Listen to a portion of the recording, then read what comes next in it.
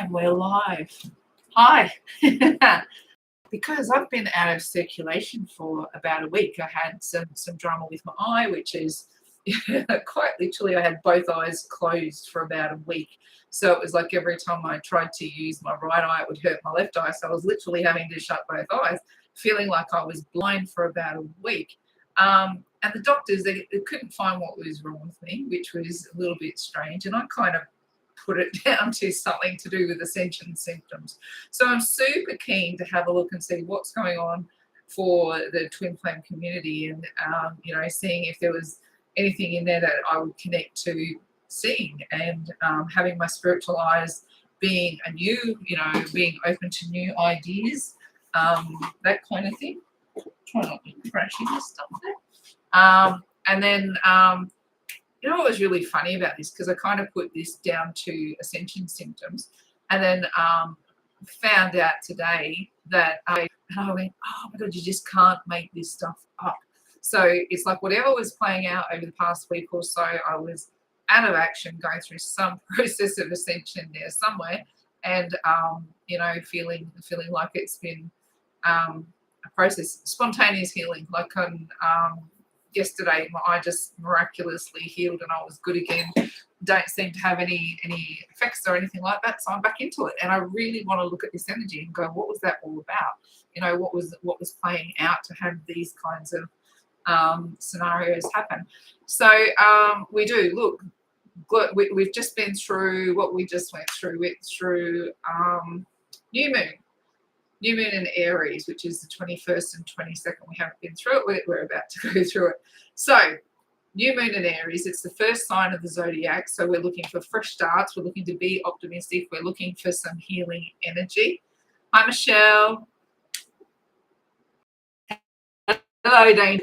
And look, we're also moving. March is a month where we're looking to get rid of the past. We're looking for some healing again, and we're looking for some spiritual discipline. So I would expect that what we see come through in our reading tonight is some level around practicing spiritual discipline in order to get us into the next energy. We've just had Venus move into Taurus, which is lovely. Now that energy is very it's a very central energy, but it's a very content energy, and it's about valuing things that are long term. So that Venus in Taurus energy, that sits there till about early April. Excuse me for looking over there. I've got my energy board tracking my dates.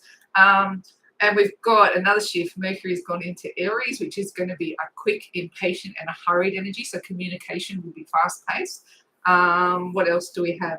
Mars is about to move into Cancer, which is our moods are really going to affect our actions. So we have to be careful on that one. We have to be listening to that higher voice. And this is where spiritual have been getting out of control, which could quickly tip us into runner-chaser energy if our moods are just going to dictate our actions. So that Mars and Cancer energy is could be a little bit tricky. But we know what to do, don't we? Twin Flame Collective, we're working our way through energy and healing and growing. Is there anything else dramatic? Oh, yeah. The biggest dramatic one, Pluto is going into Aquarius. With that energy is a very transformational energy, reform, things improve. But what we'd be looking for, and I've talked about this a lot on my channel, is that the next 10 years for spiritual people, we're going to see society transform. So that Pluto and Aquarius energies would see like a societal transformation. So it's a big energy. We've had a lot of major shifts in the past few weeks. And I'm going to equate this energy to having new spiritual eyes. So I'm looking to see sort of what we're gonna find out, what we're gonna see over the next little bit. So let's have a read. Divine Feminine. Let's read for you first. Oh, sticky. They don't want to shuffle. Let's have a look. Divine Feminine. What's happening with you? I feel like there's going to be some kind of energy of seeing things fresh and seeing things new. Hi, Ashley. Oh my gosh, it's so good to see you. I've only just got back on YouTube, and I did see you've got a message there that I didn't answer, but I will get back in touch with you. Good to see you, darling. All right, let's have a look. So we've got 10 of Wands as the push from the universe. We've got the 9 of Cups as how things are happening. We've got the World in the soul space. In the challenge, we've got the 3 of Cups. In the advice from Spirit, we've got the 3 of Wands. And we've got the Ace of Wands. Now, one of the first things I'm really, really drawn to here is the 3, and the 9.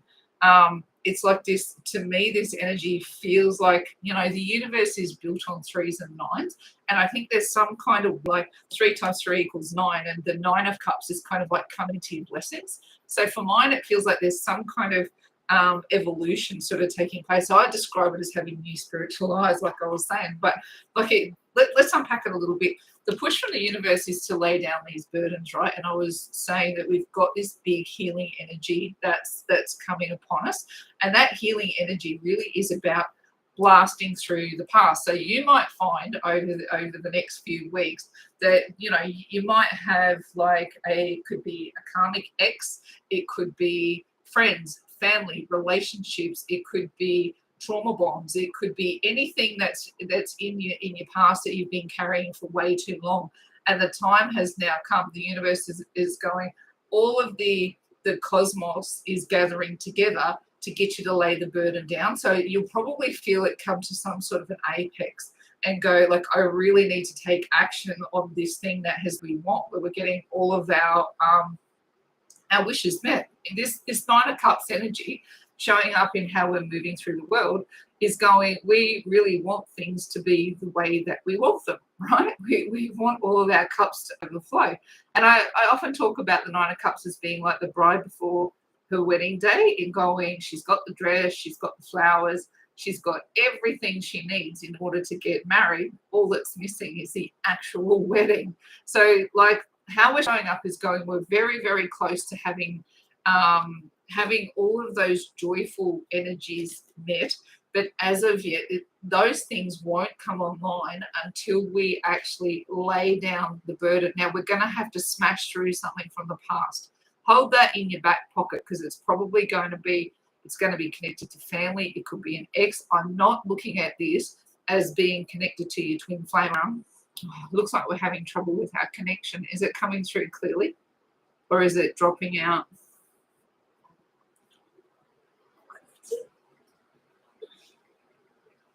Sorry about that. If our connection's a little bit dodgy, let's just double check and make sure. I'll just switch over to one of our other, I've got 2 options for internet there. I'll just switch over to the other one and see.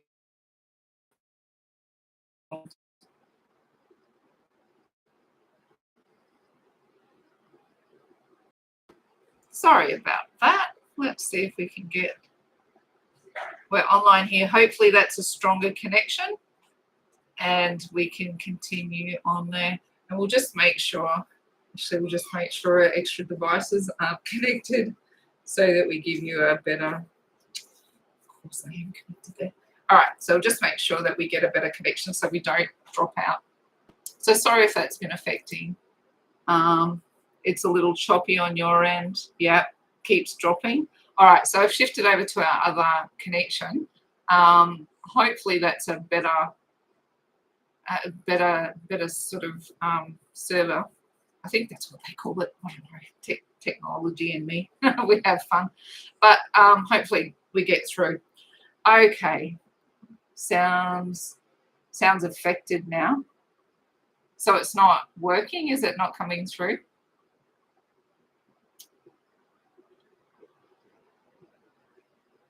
Can you guys hear me?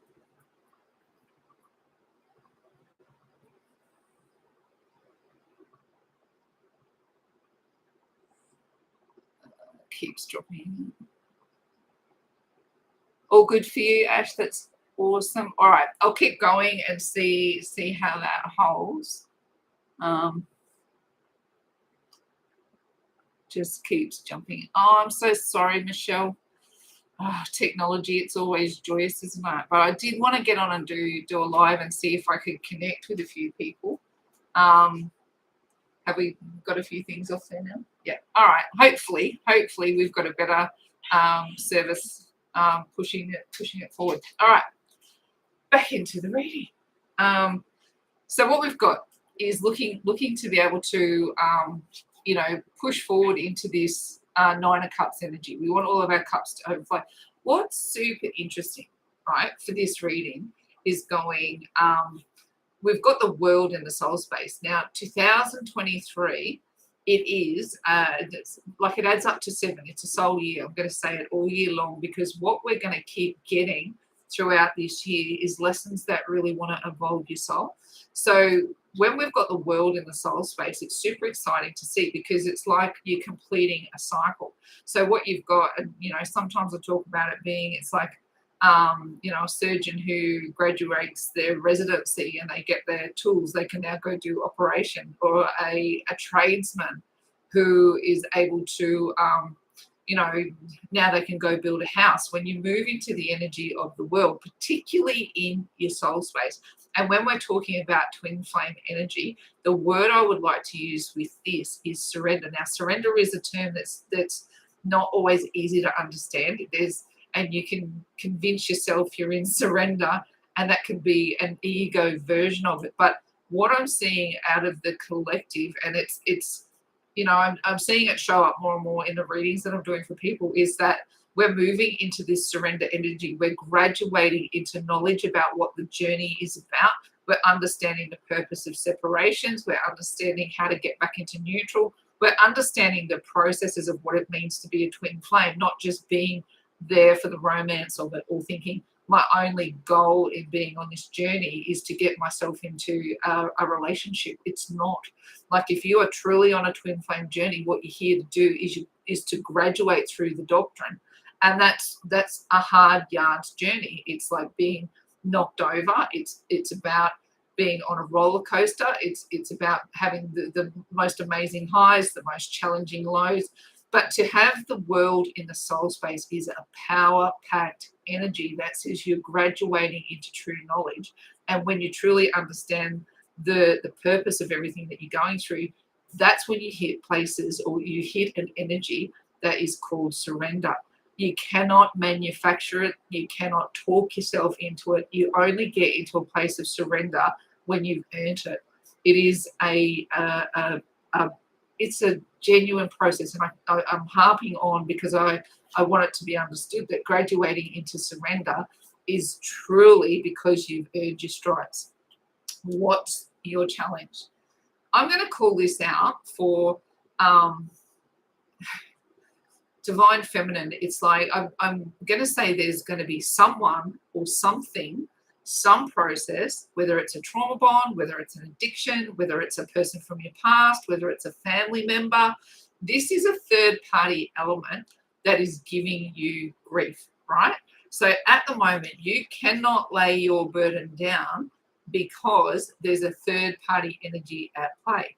Now, what it is for each person is going to be completely independent, right? Because we're all on different journeys, we're on different waves, we're on different. Now, know that waves are task-centric, not time-centric. So depending on what wave you're on, you'll have a different process, but the thread of the doctrine will be the same. So what you've got going on right now across the Divine Feminine Collective is we've got third-party energies coming forward, and Spirit is asking us to lay our burdens down, right? So on some level, we've got to get to the end of the journey, the part where it says, you don't need to go through this anymore. You don't need to suffer anymore. You don't need to wear the burden of the journey anymore. And it will come from something outside of your connection. So I'm not putting this energy at the feet of your twin flame, but in moving through this energy and in letting it go, what you're going to do is graduate into an energy of surrender. So it's an incredible process to go through to bring yourself into a space where you truly graduate into surrendered energy. Now, the advice from Spirit, this one's a little bit awesome, because what we want to do, right, is Three of Wands is all about choosing a particular path and going for it.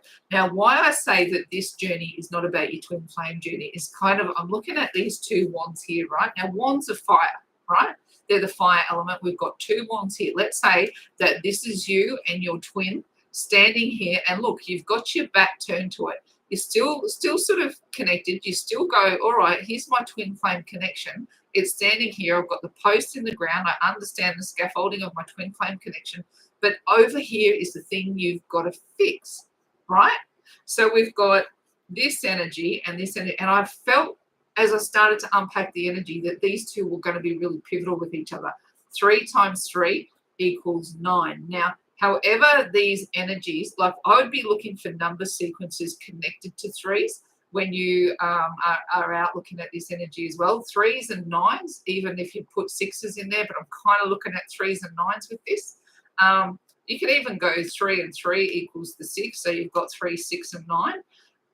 It just feels pivotal for me to be looking for these kinds of number sequences out in your world as you're moving through whatever you're moving through, to go, what is it pointing at? What is it telling me? What is it wanting me to move through and grow in order to get everything that I want, in order to get my happiness, to get my 9 of cups? What third party entity? Now, hear me clearly, this is not necessarily a person.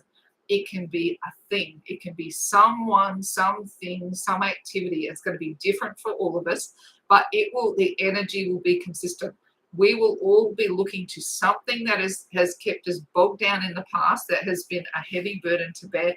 We have to go after it with some degree of, force and power. Like, it has to be a conscious decision to go after it, to heal it, in order to lay it down, right? The burden has to be laid down.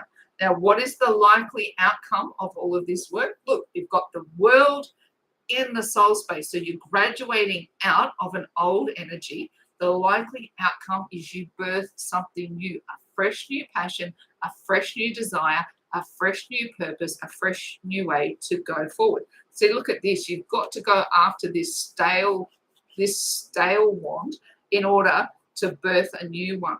So to me, divine feminine, it's like you've really got to smash through any toxic energy from the past in order to bring your blessings forward. You know what I didn't do?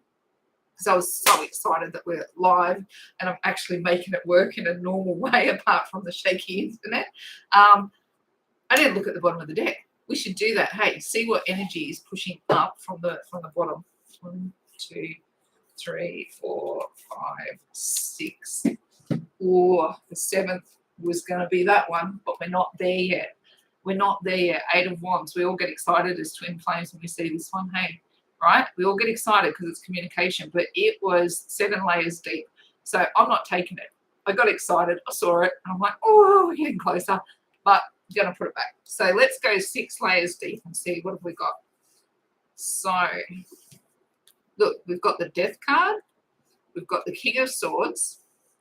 And we've got the 4 of Cups. Now, as a push of energy, this is really super interesting because the universe is asking us to lay down the burden. At the moment, politely, it's saying, politely, I'm suggesting, divine feminine, there's something in your past that you need to get rid of. Now, the next layer of energy, if we don't do this willingly, will be, I'm going to force you to do it. The Death card. The Death card is way less polite than the 10 of Wands, right? This one feels optional. This one feels certain. This is a major arcana push that says you will close out that chapter that you've been hanging on to. Now here it says the King of Wands goes forward with courage and conviction, right? He goes forward with courage and conviction, but he can only do that when he knows what he's going after. So this is, the 4 of Cups can be like it can have so many meanings, right? And some common ones are contemplation, some common ones are disappointment, or feeling like you have to spend some time figuring out what you've lost over what you've gained. Those kinds of energies are common with the 4 of Cups. Now, what this is saying to me is going that the next push of energy will be that you will be taken out of the game, so to speak. Right? You'll be taken out of the next window of energy if you do not go forward and shut the door on whatever that thing is in the past. Now, whatever this third-party entity is, however it exists for you, right? Do it willingly. Willingly go back into that thing that is holding you from moving forward and shut it down. Heal it. And look, I've got some other meditations out there. I won't go through the full process here, but I've got some processes in the meditations that teach you what to do when you've got stuck energy or things that you're holding on to. I'll never tell you to just let it go. You've got to work the process. Now, Spirit's going, giving you a polite nudge to say, get rid of it, that you've got to work your way through it. This next push of energy is going, if you don't, I will force you into that energy, right? This is not mucking around. It wants to move the divine feminine forward. Now, what's the next layer of energy? Let's have a look. Righto. See this? It's like, do the work, divine feminine, because guess what? I want the Empress in the spotlight. Check it out. I want the Empress in the spotlight. Now that next push of energy is going, deal with this problem willingly. If you don't, I will force you into a situation where you have to, because I want you in the spotlight. I want you comfortable and brave enough to be able to move forward with knowledge and with conviction, to be able to say what you need to say, and to not be caught up in energies that are going to pull you back into a place where you get into runner chaser energy. What we want for you, divine feminine, is to sit in an energy of surrender. So look, we either do this work willingly or we get taken there. We skull dragged through it, backward through the mud, till you're in pain and you're crying and you're miserable. And look, facing up to things that are holding us back can be that process anyway. They can make us feel really awful. But if we don't do it, we don't get our fresh new start, right? And this is passion. This is alive. This is creative. This is fiery. It's sexy energy. And on top of that, we've got all of Nine of Cups, which is everything that we want. It's all of our wishes coming true. So it's like, do the work, divine feminine. Do what it takes to graduate into this energy of surrender. And I've got support for that. If you find yourself stuck and you want to reach out and you go, look, I'm just not understanding what you're meaning about going, I need to do this work to get into surrender, reach out. I've definitely got some tools there to be able to help. Let's have a look. Look, I'm good at making a mess of cards, aren't I? Let's have a look at what we've got. Where did I have them? Like that, like that, like that, like that. Right, let's put them, because I've got a feeling that this is where we're going to go more than once. I'm going to sit them all like that. Okay, let's have a look at divine masculine's energy and see what is playing out on the divine masculine side. Let's have a look. Let's have a look. Let's have a look. Righty. I hope that sound's coming through okay, because my microphone died today, so that was handy. So I hope that the sound's coming through okay. Let's have a look. Divine masculine. Isn't that fun? It's like I got to this point and I go divine, and I'm thinking about divine masculine, and the thing that struck me was, can you hear? So it's like they were pointing me to the microphone. I'm going, can they hear? Whatever's being said, can they hear it? So let's have a look with that energy in mind, and a reminder that we're looking at that new moon energy. So we're looking at fresh starts, to be optimistic. We're looking to heal our thoughts. We're looking to blow away the past, and to spiritual discipline, right? And this is seriously, that's what this reading was all about for divine feminine, spiritual discipline, okay? And some healing. Now let's have a look at divine masculine. So I've got a funny feeling with he's not hearing what's being put upon him. Let's have a look. Let's have a look. What have we got? All right, we've got Two of Wands in reverse. We've got Judgment in reverse. We've got the Six of Wands in reverse. Are these all upside down? Isn't that funny? I've picked the deck up upside down. I didn't even stop to check. Do you know what? I'm going to draw them in reverse, because that's what I'm feeling. I'm feeling like there's some really challenging energy there. Oh, look. King of Cups. We've got the Seven of Pentacles.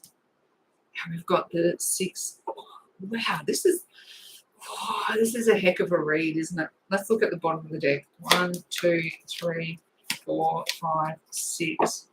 Okay, what's going on for you, divine masculine? Holy Mother of Mercy. Okay, the two toughest cards in tarot, right? When you sit them side by side, that would push someone into absolute despair, are an underlying energy. Okay, so we've got the Three of Swords, we've got the Five of Cups, And then we've got the Page of Cups. Now, what I'm going to suggest is that there's an energy, and look, we'll get into the major read in a second, but this is an underlying energy. So this is below the surface, something that's pushing, hasn't emerged yet, or it's an undercurrent. So here, Divine Masculine has got, look at these 3 swords through the heart, right? That is one of the most difficult energies in tarot to go through. Someone has let them down, someone has hurt them, someone has said, done, acted, moved in a way that has really done some damage. It feels like there's a level of pain.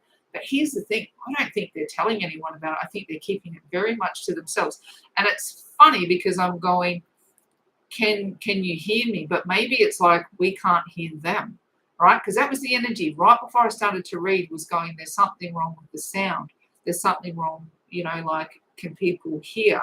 And it's like, maybe Divine Feminine, we can't hear how much pain they're in, or what, something's happened that's like pain. And look at these two side by side. That's some tough energy. 5 of Cups is all about feeling grief and shame and regret or doing something wrong. Now, Divine Masculine, have you been moving in a way that's been hurtful or deceptive, or has somebody done that to you? Like, is this you, or is this somebody's done it to you? Now here, look, I get the feeling with the Page of Cups sitting over the top of it that they don't have the emotional intelligence to know what to do with this energy. So this is like, it's like you're a child, right? You're sitting in the energy of a child, but you're trying to face up to the energy of somebody cheating on you, or you're trying to face up to the energy of somebody dying and leaving the planet, or this is energy to that degree. Perhaps you're ashamed of your behavior on some level, and you're trying to process it with the, you've got the energy or the emotional maturity of a child, but you're going through the process of someone who's very seasoned and lived through and is trying to process some difficult emotions. You know what this energy does sort of bring about? It's like an energy, it's an attachment style called being an avoidant, right? It's going that you, instead of facing up and moving and showing emotion and working through it, it's kind of like, if a child doesn't know what to do with emotion, they might act out in a tantrum. They might act out they might go, hide in their room. Like, they might hit another person. They might, act out in ways that go, I cannot understand what I'm going through, so I'm going to act in a way that doesn't make sense. I'm going to process it to the best of my ability, but actually my ability is pretty small.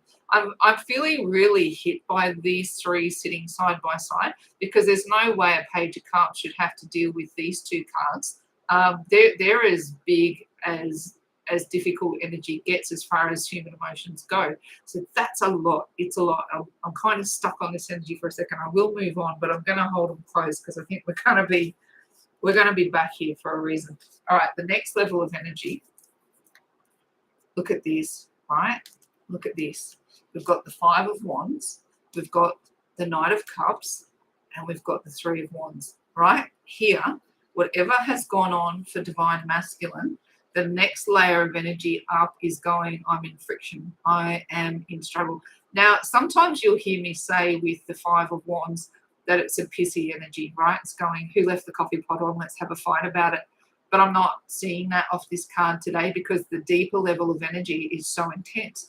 It's like it's a child who's trying to process big adult emotions. So what's the next layer of energy? It's an incredible amount of friction, which is really, it's heartbreaking to see. Now, what have we got friction over is going, moving from the Page to the Knight. They're trying to mature, right? They're trying to move into an energy. Now, normally this Knight energy, you go, oh, they want to make an offer of love. And I'm kind of not reading it that way tonight. I'm kind of going, this person is in such distress. They're trying to deal with grown-up energies, but their capacity to deal with it is as a child. You've probably heard this analogy before, and it's from another reader, like it's not mine, but I thought it was so such a perfect description of what goes on is going, like, let's say if these were two, they're, I'm going to say balls, and it's going to say terrible because we're talking about male, like divine masculine energy, but a golf ball and a basketball, those kinds of balls, right?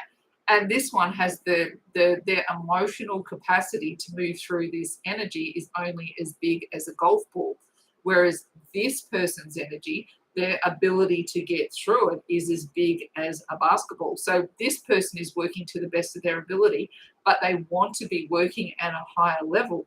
They don't know how to get there. So what it does is it pushes them into a space of friction, of going, like I said, like before I even opened this level of energy, I'm going, perhaps they're cracking a tantrum, perhaps they're being rude to people, perhaps they're, just wanting to fight and be in distress. They don't know how to move from a page to a knight, and that feels like tension. It feels like a struggle. But here's the next layer of energy, and which is super interesting because over here you've got it as advice, right? And I'm going to say these cards are going to have the same meaning. What divine masculine has to do is what divine feminine has to do. And you might actually find that at the moment that puts a bit of a gap between you both in going, you're having to, and look, they both got their backs turned. See that? It's like we see the backs of each other.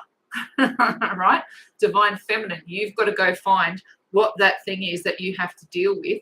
That's like, it feels like it's a whether it's a person, place, thing, event, however it's manifested, you've got to go after it and heal it in order to move into that world energy, which will graduate you into surrender. You're that close.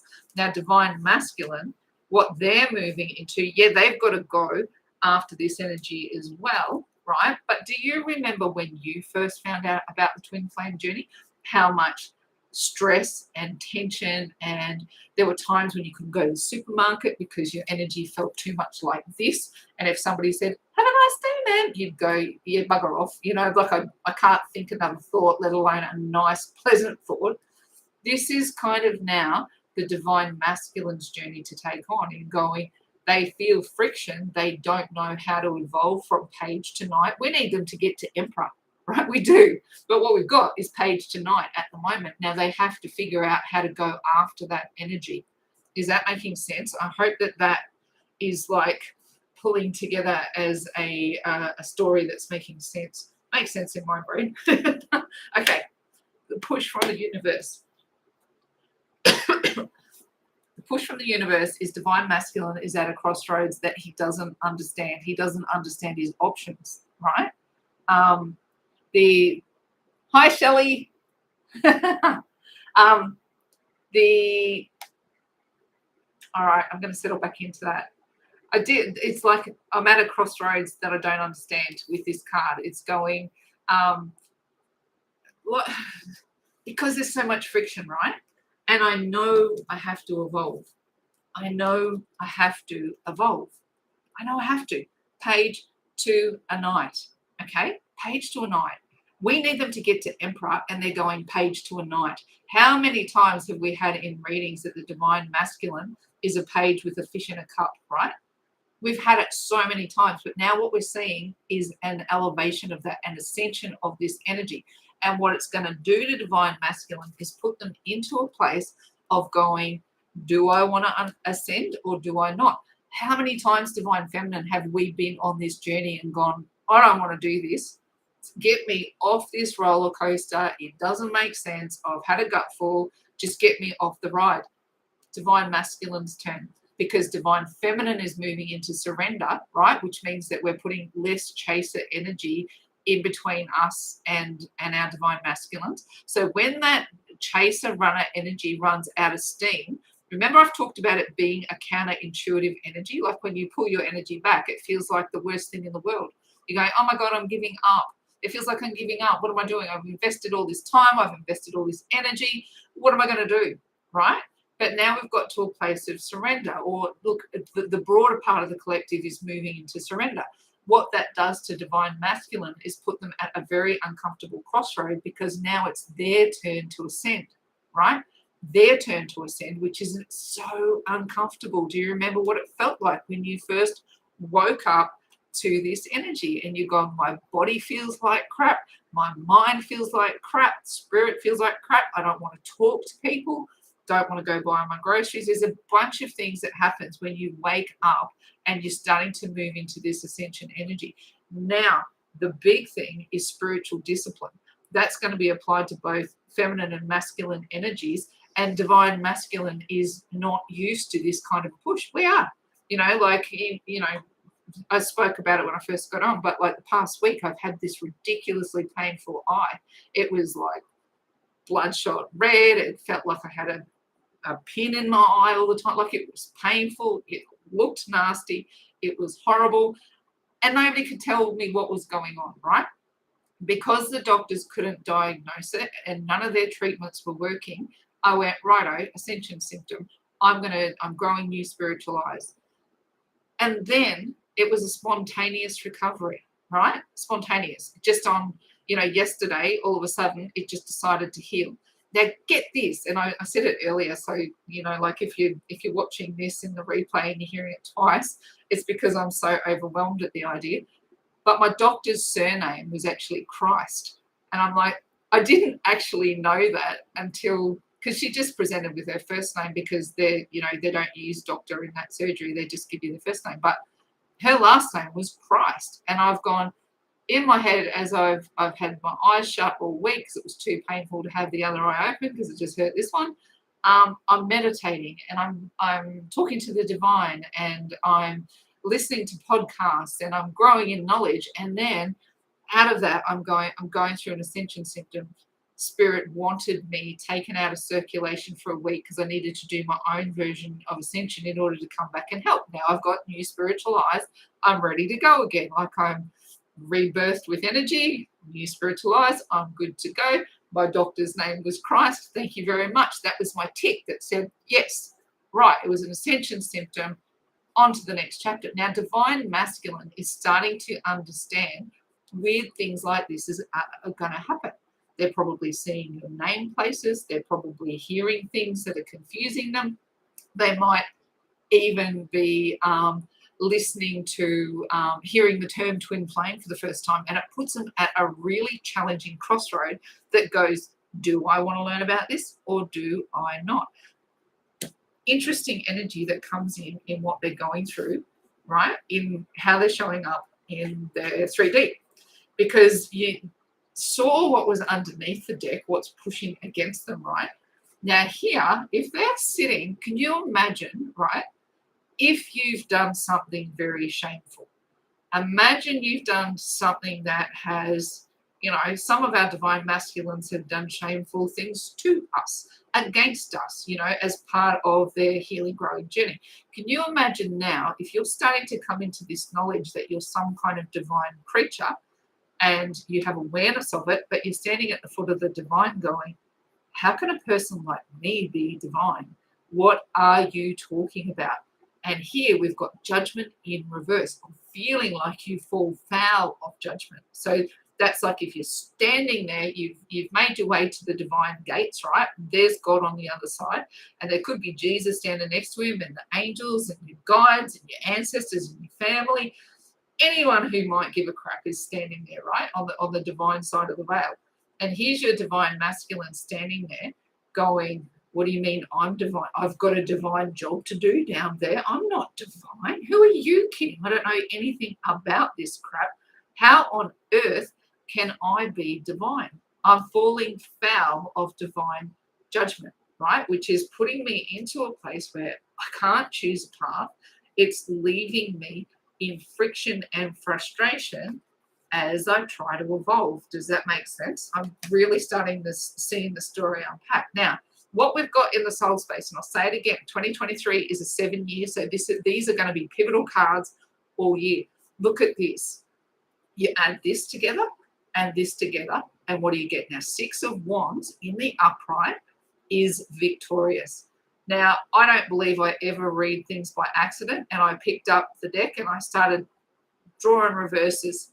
Didn't even stop to look if they were in the upright. And because they come out in reverse, that's how I'm going to read them, right? And When it occurred to me, oh, your whole deck might be it, then we go upright. Spirit does exactly what it needs to do when you trust it, when you're doing readings, right? So here in the soul space, how perfectly does this align with the energy that I'm picking up here? I've fallen foul of the divine. I've been judged harshly in some way, and I'm very, very aware that I've done something wrong. I feel, look at this, I feel shame, I feel pain, I feel regret, I feel like I've stuffed everything up. I just feel like it's very, very messy. I don't know what to do. Now, then put into that mix in the soul space, this card is normally a card of victory. It's in the reverse. It's victory after a long battle. This goes, I've had a long battle and I still failed. I still failed. What do you mean I'm divine? Now, here's the challenge card. King of Cups is our challenge card, right? King of Cups is an energy of taking action around energies of love, right? The cups are all about love. Kings are all about action and masculinity. But what we've got is the challenge is the king puts one foot on the land, one foot on the water. So what our king is doing is going, I dipped a toe in the water, and guess what I found out? I'm a divine creature who gets everything wrong. I'm divine and I get it all stuffed up. How can this be my story? I stuff everything up, right? So here, I'm going to take my foot out of the water and I'm going to sit on the land for a second and think about it. Seven of Pentacles. I'm just going to think about it. I've harvested one pentacle. And this is advice from Spirit. This is the card that comes in as advice. It's saying divine masculine, you've harvested one pentacle.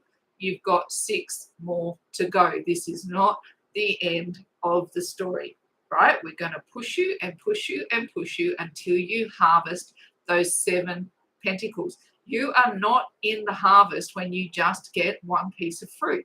And when you get that first piece of fruit, it's normally the low-hanging fruit. Now, in this particular representation of it, it's not as dramatically represented, but I often call this the 7 of Pentacles is like harvesting the low-hanging fruit. So maybe they took the easy road on something and they came very, very unstuck, and it caused them pain and shame, regret, embarrassment, whatever it caused them. And now they're falling foul of judgment.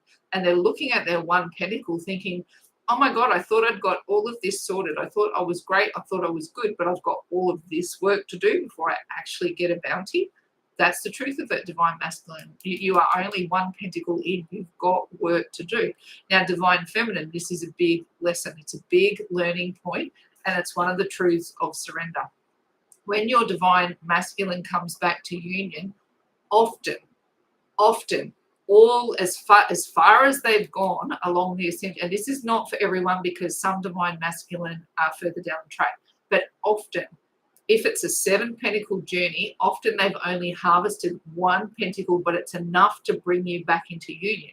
Now, when that energy, because you're in surrender and because they're now on the path of ascension and waking up, you're going to have to sit in like a holding pattern. Sometimes you're going to have to pull your energy back. Remember what it was like when we'd only harvested one pentacle on the twin flame journey. And now here we are at surrender, right? We've got the world. We're at the end of the major arcana. And here we've got divine masculine going, oh my God, I've harvested one pentacle and I've got 6 more to go. I just feel like a failure. How am I ever going to choose this as my journey? I don't think I'm very divine at all. Does that make sense? Now here, the likely outcome. What I love about how this reading is going is because once divine masculine can start to understand the power of the first pentacle that they've harvested, it's kind of like, and I want to put them back again to that childlike energy. And it's like, you know, when you first learnt to walk, but you didn't know how to run, right? But you were so bloody proud of the fact that you could walk, right? That you thought that's all that there was. I can walk. And then you figure out, oh my God, there's running, there's jumping, there's climbing, there's sprinting, there's marathons, there's all of these other things. And it's going, All right, you've learnt to walk. That's bloody great. Let's keep moving you so we get you out of troubled waters. Now, this card traditionally has an energy around it that would go something along the lines that you're moving out of troubled waters and into calmer waters. And sometimes this energy can take on fleeing abuse as well. So it could be that there was someone in divine masculine's world that was treating them not so kindly, and the divine is going, now it's your time to actually make your break, to make your move, to get in. And see, swords are all about thinking and ideas and communication, right? But when we get into this Six of Swords energy, what we're looking at is, it can be travel, it can for some, but it's not what I'm reading in this energy. What I'm reading is we want to get them into calmer waters. We want to get them out of this self-loathing energy where they think that they've done something horrific, that then they can't be worthy of somebody's love, or that they have to feel shame or regret around something that they've done, that they feel like in their soul space they've had a long journey but there's no victory. The divine says, come on, get in the boat. I've got you. Let's get you into calmer waters. And look, spirit is this water that we're traveling on. And at the moment, up against, and it's hard to see, but like see on one side of the boat how the water is really, really rough. And then on the other side, what we've got is really, really calm water. So they're still paddling through the rough water, but they can see the calm water ahead. The divine goes, let's just keep paddling. What I want you to choose, and it's a tough crossroad to sit at, I want you to choose to get in the boat with me, right? I want you to choose to get in the boat. I want you to listen to spirit, because we've got 6 more pentacles to harvest. So, righto. What I might do is wrap that part of the reading up there and just look at a bit of Divine Love Oracle. And then if anyone is interested in having a free reading, sorry, no, I didn't. Hang on, let me have a look.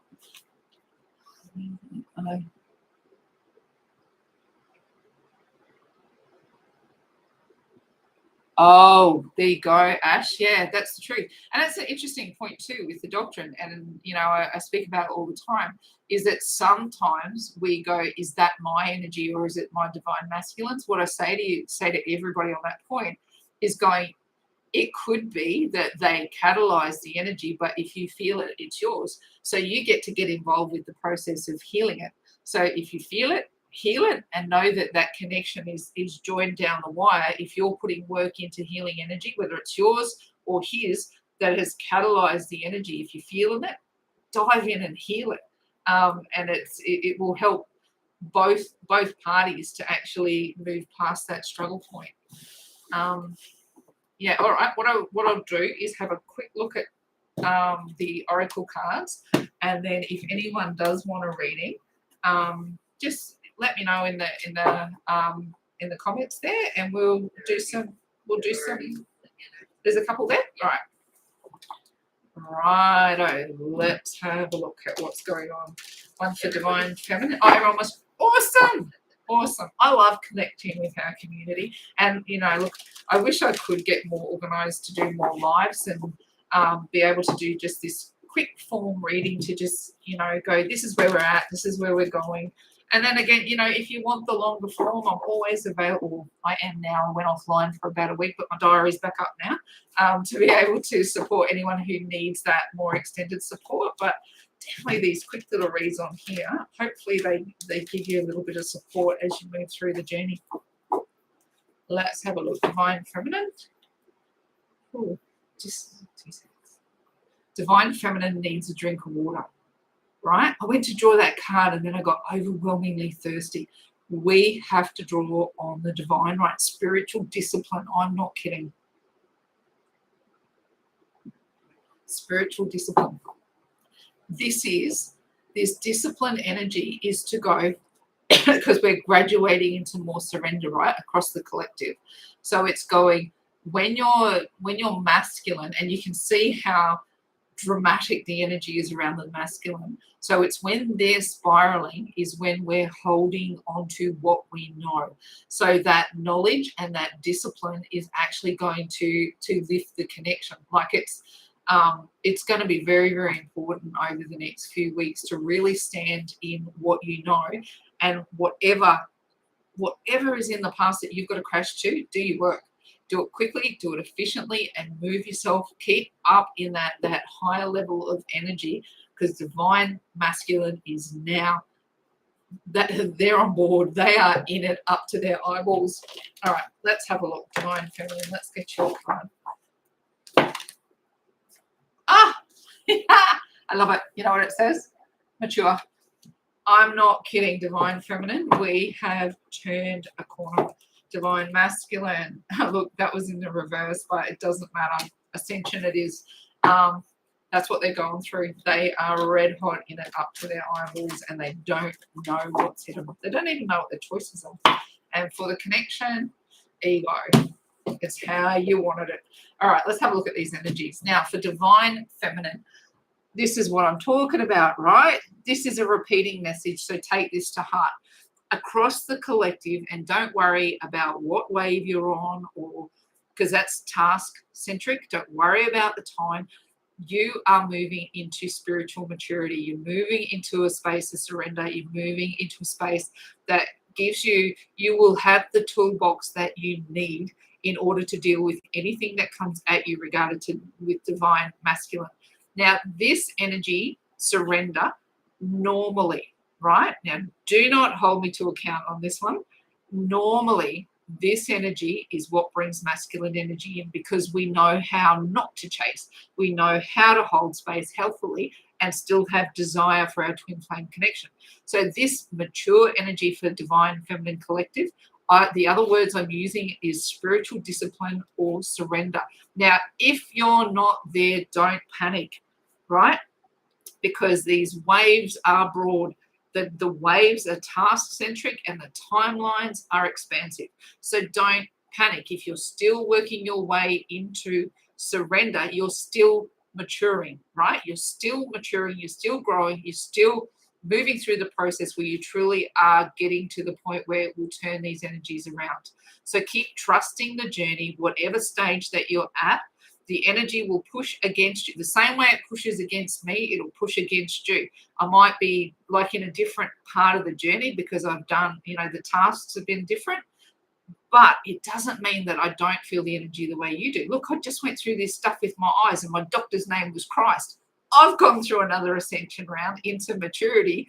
Hopefully I've got new spiritual eyes that help me give better information to the collective, right? So that's what I'm counting on, is that everyone in the divine feminine collective is having their own version of this maturing energy. Now, divine masculine, I don't think I need to dive too much deeper into what this is all about. We've been there, right, divine feminine? We know what it feels like to be in that waking up energy and go, ascension is upon you. And for some, they just go, I don't even know what this is. I don't know what's happening to me. I can't think straight. I can't move straight. Just want to curl up in a ball and not face the world. Everybody sucks. Everything sucks. And then I've got to put on a really good facade to go forward and try and pretend like everything's okay. You know what ascension felt like when you first moved into this energy. Now, you wouldn't be watching this video hanging in with me as long as you have if you hadn't been through this stuff, because I don't talk fairy tales and unicorns. I don't. So you've been through these energies. Now we're looking at divine masculine, waking up to them in a really serious way. We've flirted with this energy over the past year, and I've gone, yeah, they're going through some stuff. They think they know who you are, but they don't. This is crash and burn stuff going. And again, I can't speak to every divine masculine and how they're going to move through it or how quickly they'll come out of it, because there's tasks and there's free will, there's all of those things involved. But the push against the divine masculine is an ascension process, which I'm suggesting is particularly brutal at the moment, right? Now, the energy of the connection at the moment, look at this ego. Ooh, not that ego is a bad thing, right? Ego is not a bad thing unless you don't know how to manage it. Now, ego is a mechanism that the divine gave us in order to keep us safe, but it has a mind of its own, and it decides what it thinks is safe and what it's not. And when it gets out of control, it has us doing things that are not necessarily helpful to our ascension journey, right? To being on track. Now, see here, it says it's how you wanted it. Now, before you came down to the planet, you agreed to a twin flame journey. And this mess that you're in now is actually what you asked for, right? Now, your ego is going, are you happy now? Are you happy now? I tried to warn you against this person. I tried to show you 50 different ways why this journey wasn't for us. I tried. It's how you wanted it, right? This is how you wanted it. And the separation journey is important, right? What you go through when you're in separation is what lines you up for union and what prepares you for the rigors of union. Now, union is not fairy tales and unicorns. Yes, there's wonderful, wonderful facets to having them back in your life, but you have to understand that you will still go through rigors when union comes back around. Now, everything that you're going through in the separation phase, everything that you're learning and growing, how you're coming to understand your ego and the processes of the ego. Like, your ego is your amigo. If you hold that fast and true, when your ego gets out of control, sit down like we're sitting down and go, oh, I hear you. I hear what you're trying to do. You're trying to keep me safe, and I appreciate you for that. Treat your ego as if it's another person, another entity, somebody sitting across the table from you that you can call out and go, actually, I appreciate what you're trying to do, but I've got an opinion myself about this. Let your mind and your higher consciousness have a conversation and start working with your ego. This idea that you have to kill it off, I don't subscribe to, because this mechanism was given to us by the divine to keep us safe. What happens is it got out of bloody control. And what we need to do is be able to work with it so that it does its function in a healthy way. Does that make sense? I hope it does. Righto, I'm ready. Let's do some Shelley's first. Did she have a specific question or just general?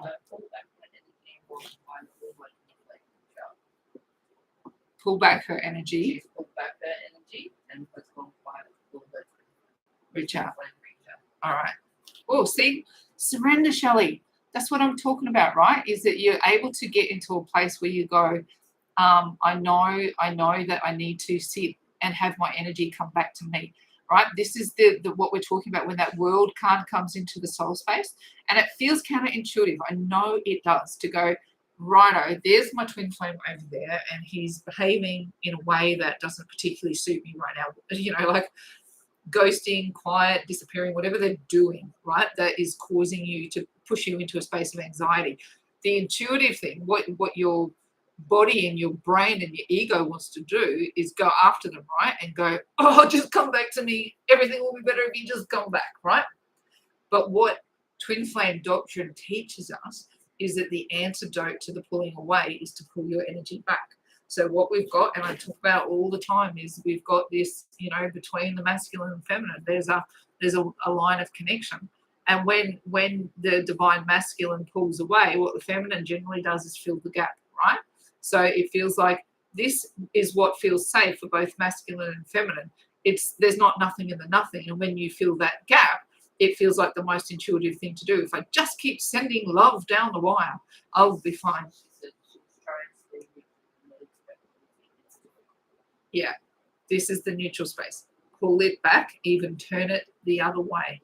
Because what happens then is you create a gap that it's the only way I know that they turn around is to hold the gap, put your energy into something else. And what generally happens is that they feel the pull and they close it, right?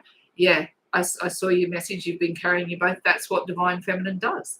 This is what happens in the separation phase. And they go, why won't my twin flame come back to me? Is because when you're in chaser energy, now you have to understand chaser energy. You can sit there and say to me, I didn't chase him. Did you think about him every day? Did you worry where he was? Did you think about, is he ever coming back? Your thoughts and your intentions around this energy, all of that is closing this gap. You're sending all that energy down the wire. And guess what? They feel it. They feel that you've closed the gap. There's no work for them to do. But guess what? When you pull that energy back and then even further go, I'm going to point it in another direction, suddenly you've left something for them to fill. Now, I can't read on free will and I can't read on I can't say exactly what another person is going to do, but what I do know is this is the condition that will turn someone around. This is the condition that will pull them closer. And then you work together when union comes around to balance that gap in harmony. Sometimes it goes this way, sometimes it goes that way, but essentially you're both pouring that energy down the wire. So that's the doctrine. Let's have a look at your particular energy. I'm a chatterbox, I can just go on. But it's my passion subject, and I really go, the key to me to get twin flames back into union is knowledge. So it's like, you know, I'm going to keep sprouting this stuff as long as you guys want to listen, because this is the stuff that gets you back to union. What you are versus what you want is what is going to occur. So if you become that energy that goes, I can be safe and in control and pull my energy back to me, the universe goes, oh, all right, I'm going to conspire with you to bring you what you want. So hold that in your mindset going, it is what you are, not what you want, that is going to bring the union forward. Let's have a quick look at your cards, darling, and see what's going on there. Let's have a look. Your divine masculine has got an illness playing out right now. I'm picking up. There's something in his energy that goes, he's not necessarily well. I think he's actually been laid flat for something. Could even have a fever. Like, it feels to me like there's something in his energy that is deliberately keeping him, not only is the journey, but there's something exterior to that is actually keeping him out of the line. Oh, he's got the devil in there as well, straight up. Yeah, look. He's got the devil, the Four of Wands, the Eight of Pentacles. He's got the Five of Swords, the King of Wands, and the Six of Swords. Look, you know, that's a pretty consistent energy, isn't it? That Six of Swords keeps coming forward. Look, the push against your divine masculine at the moment, darling, is the devil. So this is very, very worldly concerns. And the first thing that I felt around that energy when I go worldly concerns was essentially that he's not feeling well. And in that phrase, he's probably missing out on work.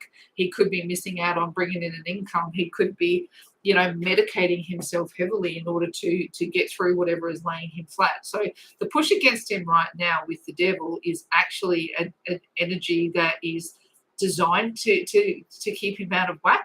And he's probably feeling like, I was feeling like this energy, like he can't get enough money.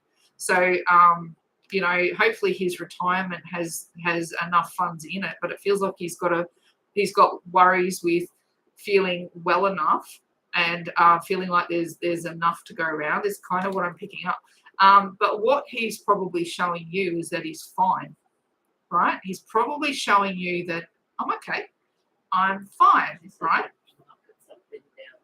All right. Yeah, it does. It feels like there's some concern around there.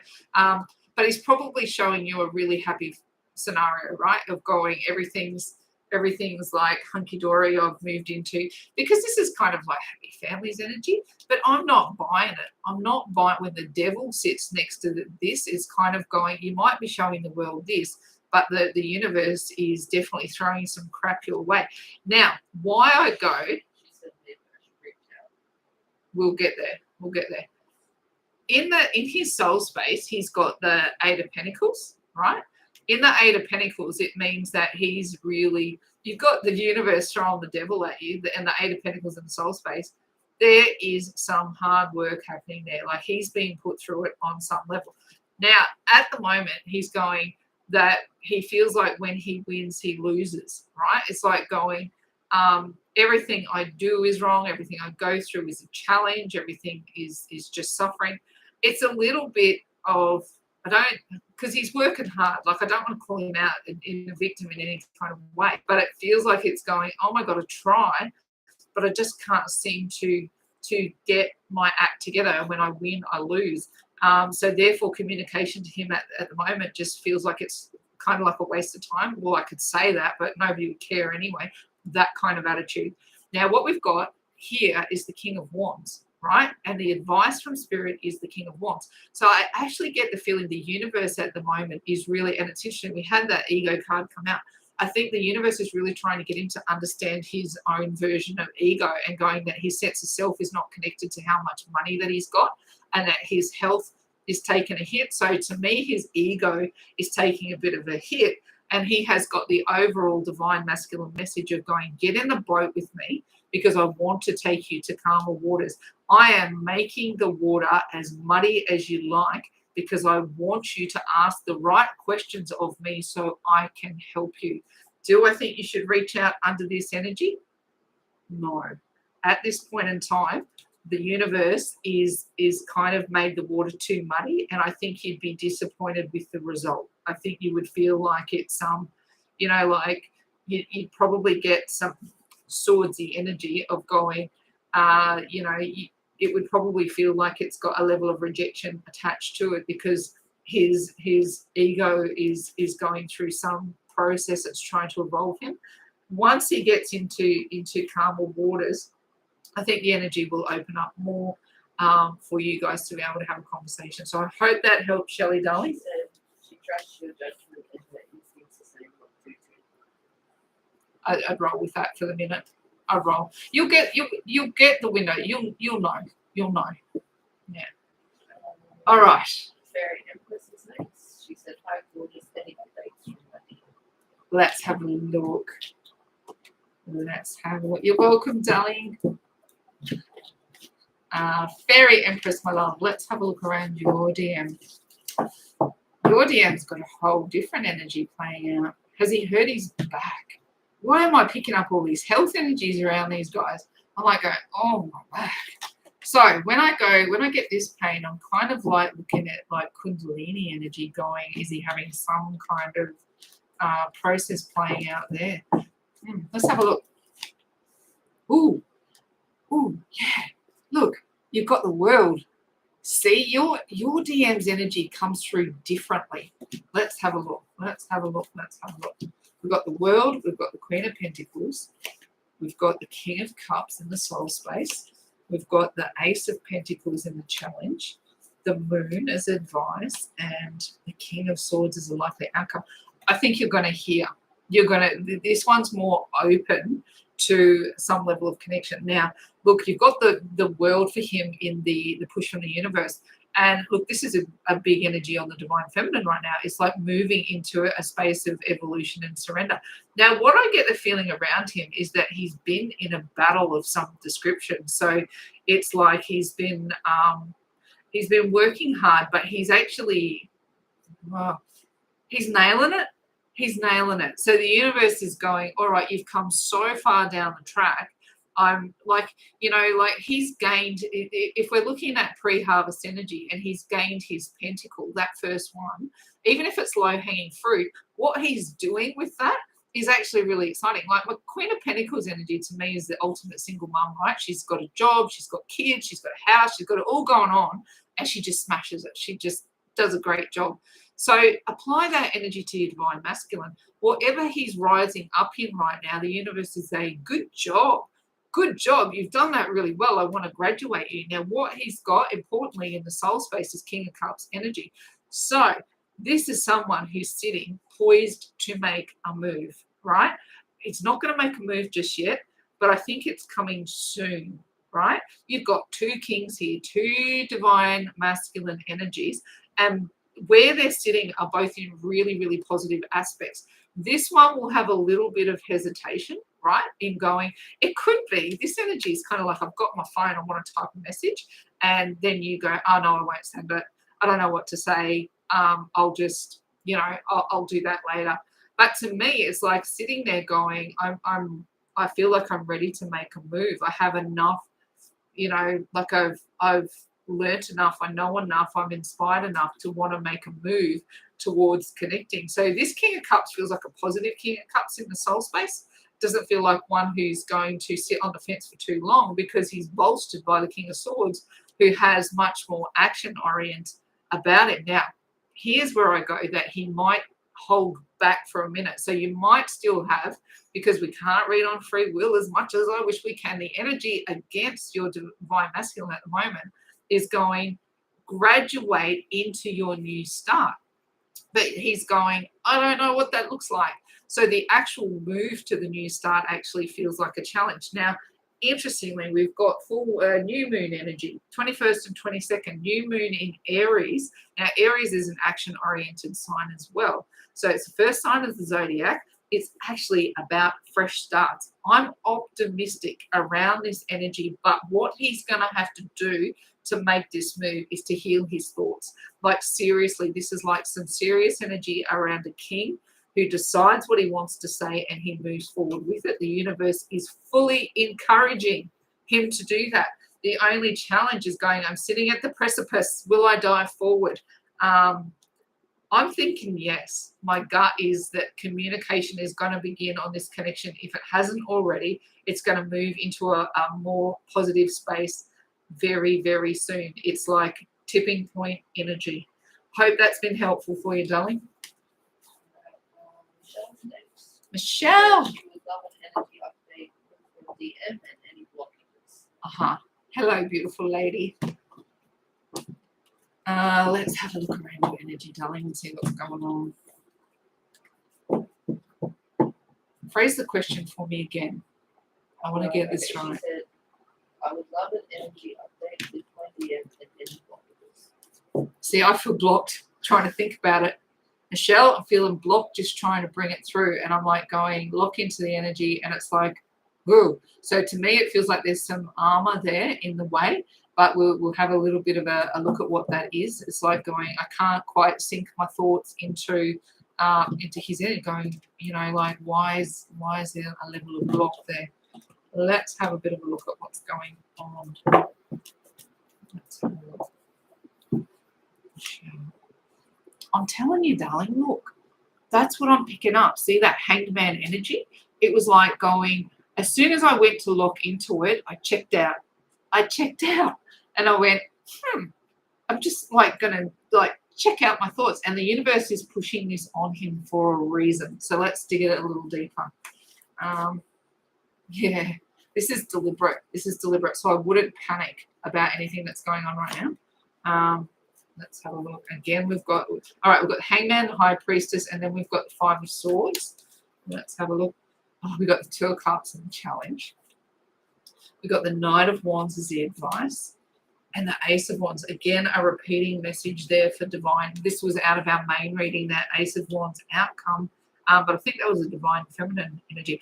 Look, around his energy, Hanged Man, the universe is asking him to slow the heck down. Whatever he's doing at the moment, he's being haphazard. He's not thinking things through. He's moving in a way that is, what do I want to say? It's almost flippant, right? Because what I've got is a push from like how he's showing up is the High Priestess. And how I'm picking up his energy is like going that he thinks he knows it all, right? I think he's been moving along in a way where, again, we're getting into ego of going, I learned how to walk. I can jump a fence now. And divine and the High Priestess is going, to me, I don't think you do know it all. In the soul space, he's got the Five of Swords. Now, let's take it as a sequence, because I don't think the High Priestess is there independent. She's the gatekeeper, right? So if the universe is going, I need you to stop and slow down. I need you to pull your energy back to you. What are you doing? Now, the High Priestess is going, I'm doing my bloody best to tell him this message. I'm trying to give him signs and synchronicities. But what's happening when they get to the soul space is the energy is missing, right? It's like going, look at him here. Can you see this? It's like out the front. It's like, I feel victorious. I've got this covered. I know it all. But behind here, right, is another version of him, which goes, I know nothing. I actually know nothing. So now in that main reading, what we were looking at is putting divine masculine at a crossroad that he doesn't understand. Look, poster child. I'm at a crossroad I don't understand. I think I know everything, but I actually know nothing. Now, this is that Page of Cups to Knight of Cups energy. This is, I'm growing from this energy to that energy, and I don't actually know what I'm doing. And in that, I'm getting things wrong. In the challenge position, he has the Two of Cups. So he might be finding out things, or he might be going, oh, I know what I'll do. I'll move in this direction. I'll move this way. I'll move that way. I'll do this, like mentally, it's like he's using swords in the soul space. Now, those two things don't make sense. You don't use swords to make soul decisions. You've got to use, the swords are for your mind, and like they should be there to help him make good logical decisions. But this is going, I'm using swords in my soul space to try and figure out what to do about my soulmate. He's not going to come to a conclusion there. And to me, the high priestess is in here going, oh my God, he's careering down this path. We need to pull him back, right? So he might be seeing stop signs around him. He might be like, it's like when he checks into energy, he just like, it's like there's, it's not what I thought it was. I thought I knew what I was doing. I don't know what I'm doing. Now, the advice from Spirit, he's got the Knight of Wands. At the moment, whatever he puts his energy into is not going to stick. So whether, if he's attempting to date other people, I just don't think he understands how badly he's getting it wrong when he moves forward into those energies. And it's like he might step forward to try and connect with people, but it's just like, it's like one bad date after another kind of energy of going, oh my God, that was awful. That was awful. What happened to my soulmate? Like what happened? I thought I knew everything. What happened? Like I've just got it in my head. I can see that. I don't know if you have it over there, darling, but like it's a show over here where they do like they do these first dates in these restaurants, and it's, oh my God, there's some disaster dates of people who just do not know how to connect with each other. And it's like cringe TV. That's what I'm seeing around this energy, is that it's like he just can't connect with people. And what he's desperately looking for is to have this energy rebirth. I want to feel passionate. I want to feel sexy. I want to feel engaged. But I cannot find, for the life of me, someone to feel this way about, right? I think this is a case of careering down an energy that doesn't make sense, and the universe is about to go, woo up, sunshine, you're about to crash. It says he describes it as empty vessels. Empty vessels. Yeah. Yes. Exactly. And she laughed at the cringe TV. All right, darling, I hope that was a little bit helpful, and much love to you, hon. Ashley's next. She'd love to get a reading, just a general update. Okay. Hi, Ash. How are you? And look, what I want to say, it feels like to me, something didn't go to plan. Straight up, I want to say ducks are out of line. Things didn't go to plan. There was an energy track that was moving pretty steadily. And it's like, I feel like what's happened to you is that like, and this happens sometimes and we can't account for free will, but it's like things were heading down a certain track and it feels like it's been upheaved. So let me have a look into that energy and see what's going on. I want to say to you, like it feels to me like you've got congratulations in your energy. Like you might have, I want to say congratulations to you for something, like you might have achieved something recently that you're really proud of. There's like an energy around you like you need to be congratulated, but around his energy, it's like there's where things were headed. It's like it's almost like that timeline crashed and the universe is building a different version of what's happening for you. Let's have a look. Let's have a look, darling. Yeah, look, that one just jumped out. This is what I was picking up. Wheel of Fortune. Life's done a 180. Life's done a 180. It's like the timeline that was laid down for you and your divine masculine has been upheaved, and the universe is putting a quote-unquote different spin on it. It's going to manifest differently to, and this happens because your twin flames are task-oriented. They are task. The universe doesn't understand time the way we do. It understands the tasks, and it's going to bring what we are, not what we want. Now, something's happened in the way that your energy, both your energy, has spun over the last. I'm going to say this is probably since start of February, Ashley, that this timeline, the original timeline's crashed a little bit, and there's something new building for you too, but it's probably going to feel a little bit confusing for you at the moment. Let's have a bit of a deeper dive, see what we got going on. Okay, let's look into this energy and see what we've got going on. What have we got? Well, these cards are sticky as heck when I'm looking at your energy. It's like, I don't know if it's even like this new timeline's even properly manifested yet. Let's have a look. Yeah, look, Hierophant. The Magician. What is going on for you? The Devil in the Challenge. You know what happened, Ash? I get it now. I get it. You got close to the blessing. This was meant to manifest. You guys were meant to come together. And I'm going to say, like, what it feels to me, I'm going to put this energy around early February, that you guys were meant to have this connection come along. You got really, really close to the blessing. When you get close to the blessing, the devil starts messing. And it's like, sometimes when the devil starts messing, it can actually knock you out of the original timeline. And I know that sounds like woo-woo talk, right? But all of the energies can be pushing in the right direction, right? And you can get really, really close to tipping into the space that you're meant to tip into. And then there's as many forces that are working to keep you out of union are working to get you into union. Look, you've got the devil and the divine both having a crack at your union. This got close. I hope this is making sense to you. Now, look, what's going on in the soul space right now for you guys is the upheaval that you're going through is because the divine is actually trying to reconstruct. Look, the Magician is here in the soul space going, I need all the elements to come into alignment perfectly. And this message can go out to anyone who's listening with your unions, right? The universe, the divine, needs all of the elements to come together perfectly to turn lead into gold. The alchemists of old, right? For them to change chemical compounds, they needed all of the correct environment. They needed all of the correct chemistry. All of it needed to work absolutely perfectly to alchemize the situation.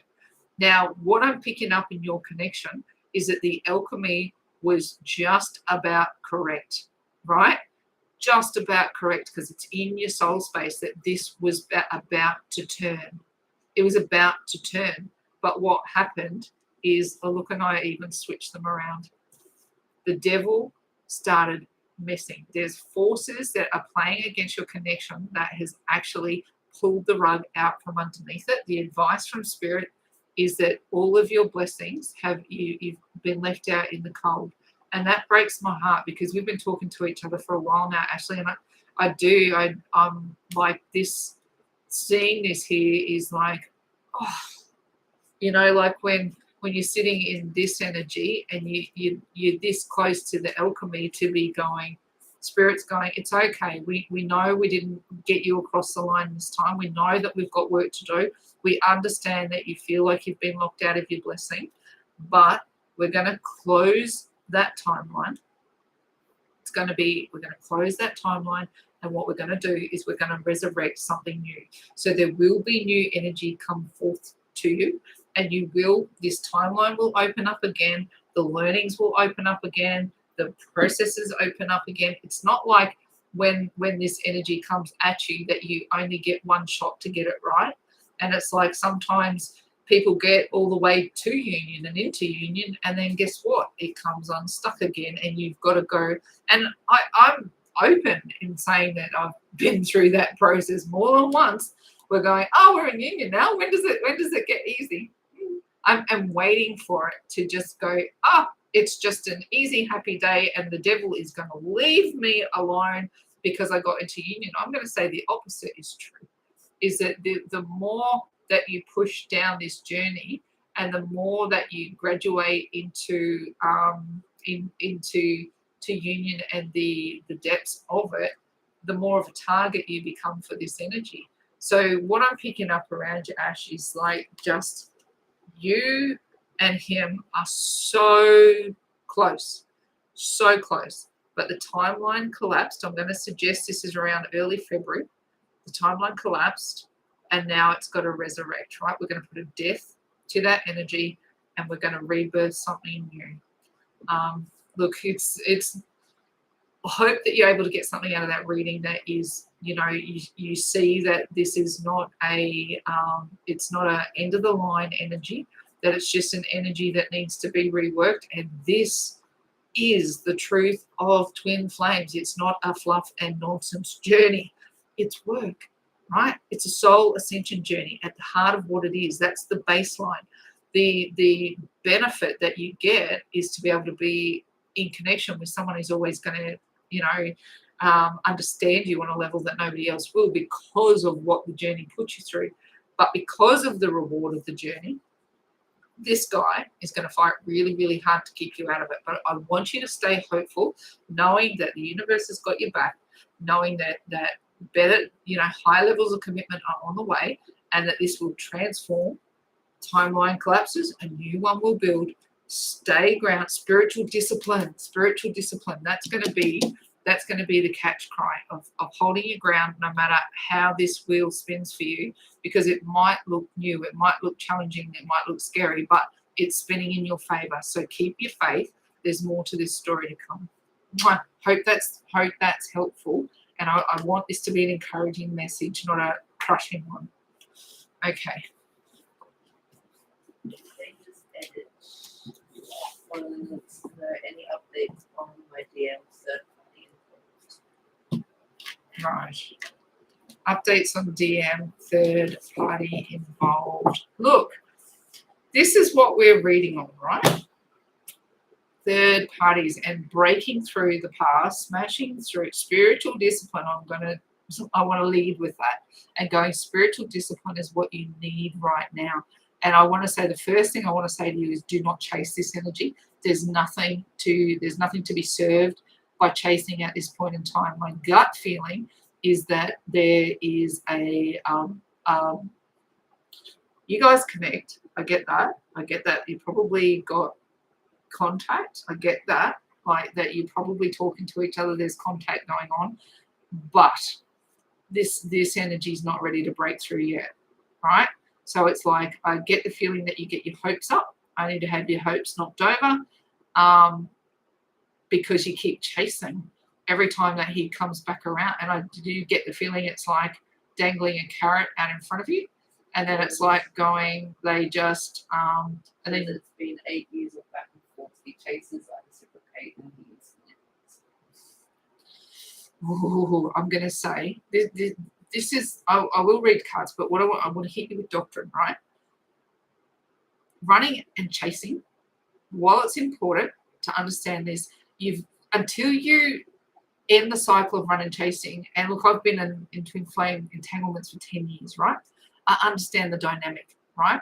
But the only thing that gets you out of this energy is knowledge. If you understand why the runner-chaser dynamic exists, why it exists, that's why spiritual discipline is necessary. And I know it's tempting when they come back around, right, and they dangle the carrot out in front of you. But if you have not evolved yourself to the point where you can handle the rigors of what union looks like, what you're going to get is a situation of anxiety and avoidance, right? What they'll do is pull the energy back, tip you into anxiety. All you're going to want to do is chase. Now, I get the feeling, and look, I'm sending this with love, is going that at the moment, I would suggest that necessarily you're not at the point where you understand what it is to stop chasing. Now, let me know. I don't want to be horrible, but let me know if you feel like that's the truth for you, because I want to read on how do we get you out of the mindset of chasing and push you more towards the path of surrender. I know 8 years is a long time, right? But there's something in that energy that says to me that there's still a knowledge barrier there, or a doctrine barrier that you don't understand. So you're still in like it's almost trauma bond chasing, and going that he knows how to hit your trauma bond energy. And it's like you're running I want to say you're running based on anxiety versus going, I know not to chase. You're chasing, beg your pardon, you're chasing because of anxiety, right? Does that make sense? It's hard to stop, especially when he tells me it's not happening or not with his current partner. Yeah, but here's my bet, right? And take this with all the love in the world, that I bet he's telling you those things to bring you right to the precipice because, again, let's go back here, right? What he does is he goes, oh, here I come, I'm going to fill the gap for you, but he gets to here, right? He gets to here, and you go, oh, fantastic, I'm going to bring all my energy over to you, right? And then what does he do? So what has he created? The gap. What do you do? I'm going to close that gap. I can't stand that gap. I'm going to fill it, right? So then, right, it's closed the gap, and you get to a point where you suddenly go, hang on, I'm doing all the work on this connection. I don't want to do that. And eventually you're going to go, all right, I'm going to bring my energy back to me. And then what did you create? You created a gap. So he goes, but my gut feeling, you can tell me if I'm wrong, is that you've never done this, right? You've never done this. You've done this, but you've never done this. You've created enough of a gap to draw him back to here, but to get him to come all the way back to here, you have to completely get into surrender. It's a powerful, powerful ideal. And the only way surrender occurs is when you actually understand the reason for the doctrine.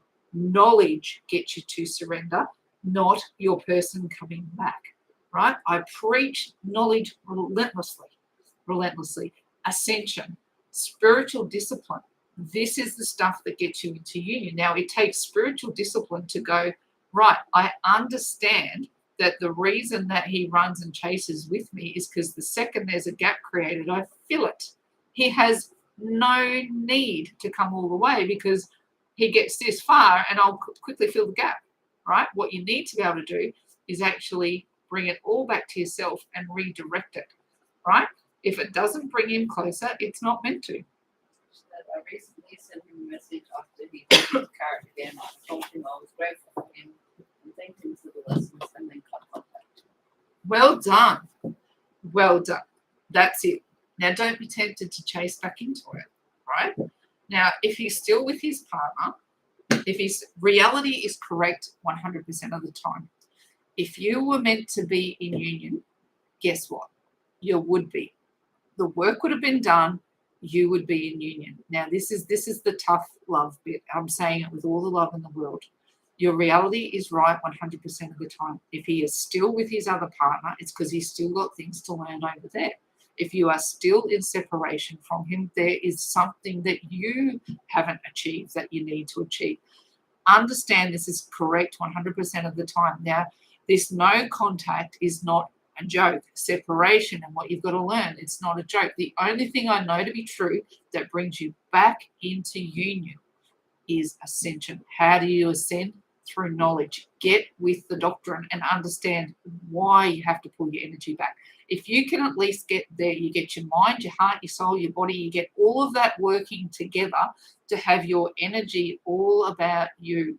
You've got to let go of these ideals around relationship and where he should be and what he should be doing. Is he putting his energy forward to me? Why not? What's he doing on Facebook? I need to know. Cutting off that energy feels like the most counterintuitive thing when you know he's going to be back with that carrot very, very soon. But you've got to understand why that energy exists if you actually want to move out of this cycle. Like, I hope I'm not being too aggressive, but like, I don't want to sell you a fairy tale. If you're truly on a twin flame journey, it's like the thing that brings union around is ascension, right? Raising up the vibration to the point where you and him can both hold it and not pull these runner-chaser games. They're there to teach you. The runner-chaser game doesn't solve the problem. They're just there to push you into the lesson. And that's a big energy to get into. If you've been running and chasing for 8 years under this energy, can I be your wake-up call?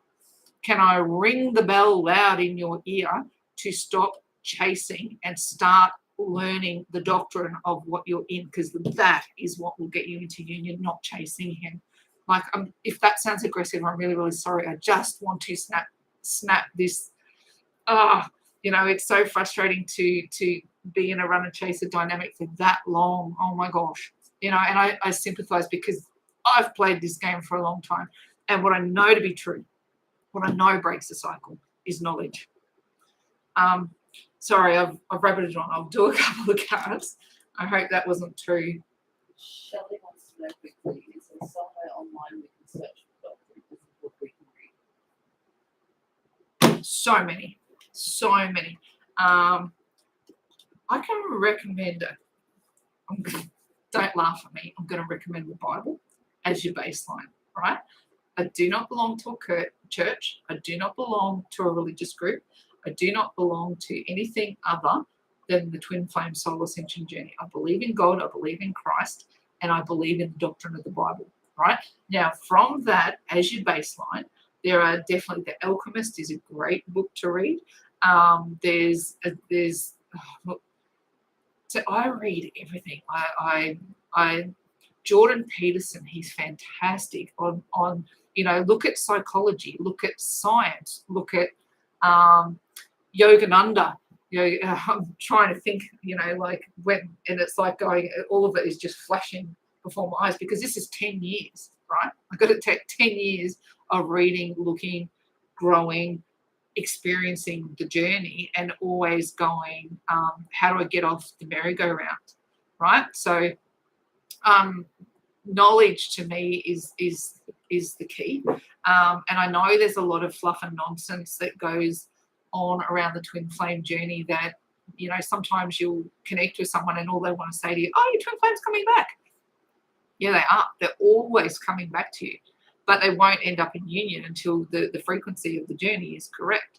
So it's there's a lot of information out there, and I will spend some time and I'll have a think about what have been my most pivotal courses of study. But I've got to tell you, it's 10 years of piling information, and I ferret through a lot of things to find out what's crap, and then I add it to a process. And on top of that, I get a lot of downloads, right? So I'm writing in my journals and I'm writing information, and then what I do is go out and search the download to see if I can edify it against something that someone else has experienced. So as far as having one strict doctrine that I've held true, I've battle tested it all.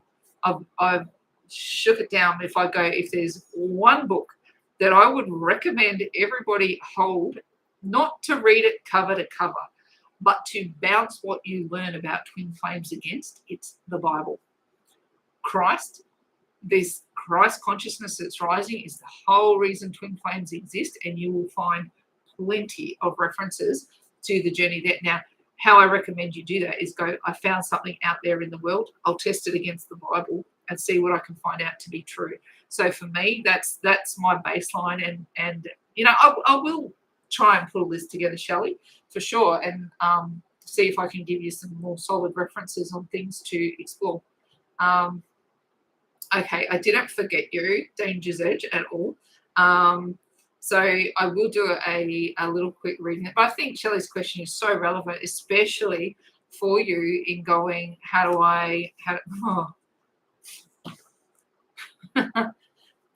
see this? 8 of Wands? It's a mental prison, darling, right?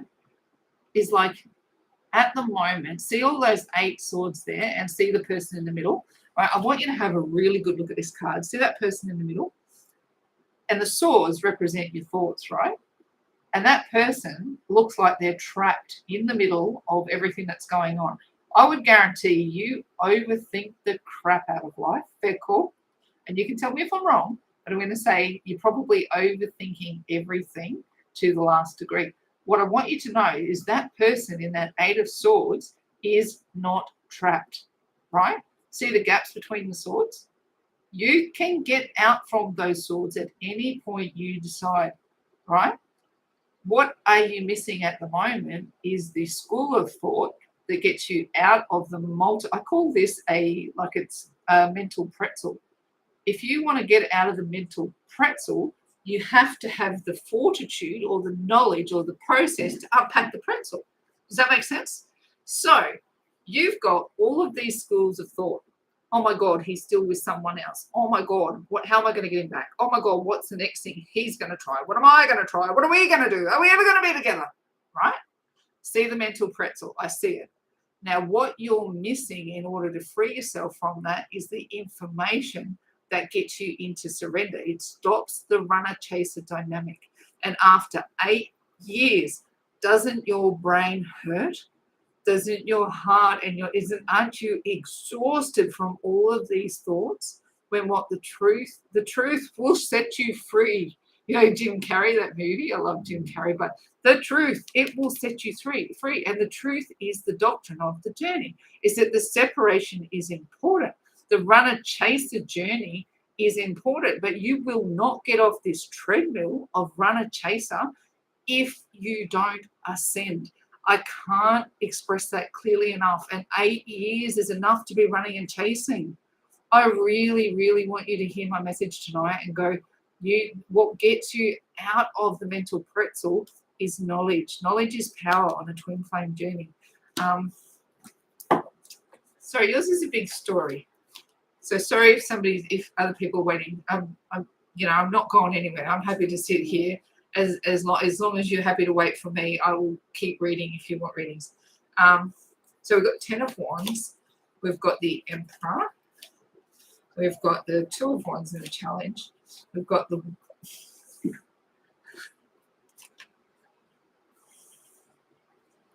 I don't want to be flippant with you at all, right? But I cannot ram this message home hard enough. I don't think I even have to read the rest of your cards because everything that we've just said is what's fallen out here. It's time to lay the burden down. Stop bloody chasing. Stop bloody chasing. And I know at the moment you don't know how to, and I've got tools to be able to help with that. I promise you I do. Now, in the soul space, right, you've got the Emperor, right? And I'm going to say in the Emperor energy, that's divine masculine energy, right? Divine masculine energy is action and logic, and it's like he is a protector, he is a provider, he's all those kinds of things. But in the soul space, to see the Emperor here, I'm going to suggest that your energy can be a little dominant at times, right? To have this energy come in here. So at times, my gut feeling is that you might even, when this energy gets close to you, you might even kick it in the teeth. Tell me if I'm wrong. You might even kick it in the teeth because it's been so frustrating for you, the coming and going. So now you've formed a bit of an armor around it that's somewhat masculine. And what we want to be able to bring you into is, I would love to see this card. Now, this comes in as the advice from Spirit, which is the World card. I would love to see that in the soul space, right? We want you to move into a place of surrender. That's where the energy of the collective is headed. But what you've got in the soul space is like, I'm just going to think my way into union. You won't be able to think your way. I'm saying that you do need knowledge, but the knowledge pushes you into a process that lets you ascend, right? The knowledge pushes you into ascension. At the moment, you just want to sit there and go, no voice, right? Here's the crossroad. It goes, do you want to stay in this mental pretzel forever and have him constantly be a burden for the rest of your life? This is a choice, right? Spirit's advice is graduate into the energy of surrender. And this is, like I said to you, this whole reading just reinforces everything that we just said. You know, it's like going, I'm just kind of repeating the message because they're reinforcing. Now here, the likely energy, right?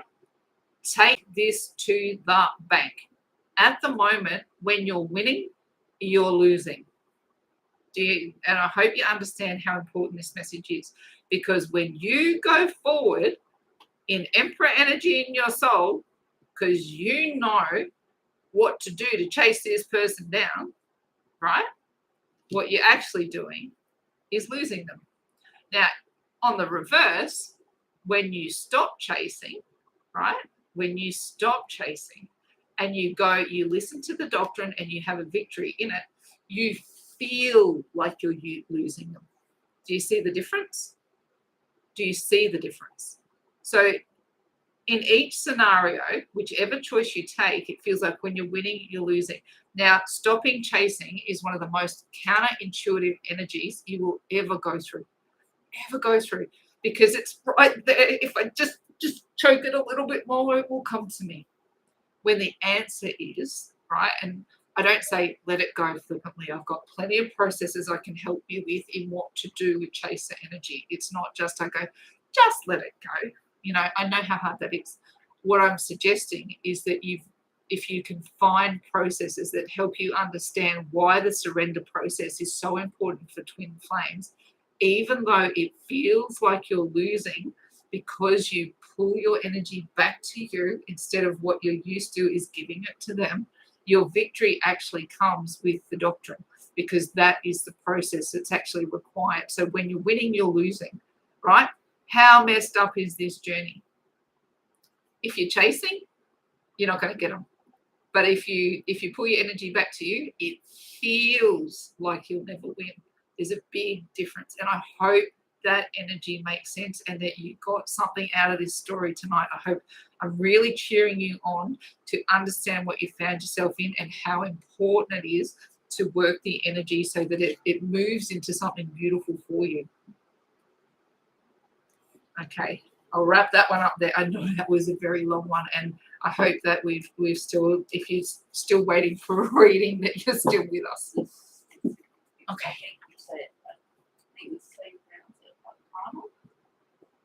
Like to know current energy of our connection. What was the name? I think it's ARCHANN. Arcana. What a pretty name. Well, let's have a look at the energy around your connection.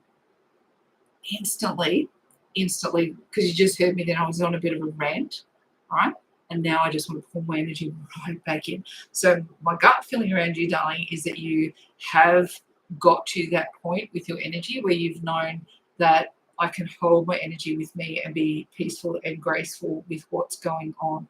So look, what I want to say to you is that this energy is serving you at the moment. There's something quiet, something hushed about what's going on. And I don't necessarily see it as like, I don't see it as a secret. It's just like a hushed energy. Let's see what the cards say. And look, what's funny is this one's flipped the wrong way. I feel like I want to take it because it's like secrets, right? It's sitting the wrong way. It's a mystery. Two of Swords. I'm just going to sit it there and go, does this make sense? Right, let's have a look at the general energy around you and see what's playing out. I'm not taking both. Yeah. Baby girl, you're getting close. You are getting close to true understandings. Let's have a look. Yeah, look at this. There's a whole different read, isn't it? Oh, yeah, look. I know you can't see sort of what I'm doing yet. I'm up in my head for a second because it's a harsh energy. It's like a pull it back in, pull it down. Right, you are definitely closing out a chapter. Look, I actually thought I would see the world come out with your energy, but it's a slightly different energy. Now you've got the Justice card and the Ten of Pentacles come out together as the push from the universe. So wherever you've moved along in your journey, what it's actually led you to a place of like, I so want to say it's like a world energy. It's like a place of true understanding where you've been able to move yourself into, you're pre-positioned to get everything that you want. Now, what I talk about the Ten of Pentacles when I'm talking twin flames is the Nine of Pentacles is a strong, independent energy. And that's kind of what we're like when we're moving in separation, right? And we're waiting for our 10th Pentacle to show up, which is our twin flame. And it completes the picture here on the earth plane because Pentacles are more about the earth plane. Now, Spirit is telling me that the push on you right now is to have justice and to have that 10th pentacle arrive. And because of this, you're sitting in a place, you would almost know this. Like there's a sense where you don't have the panic about chasing.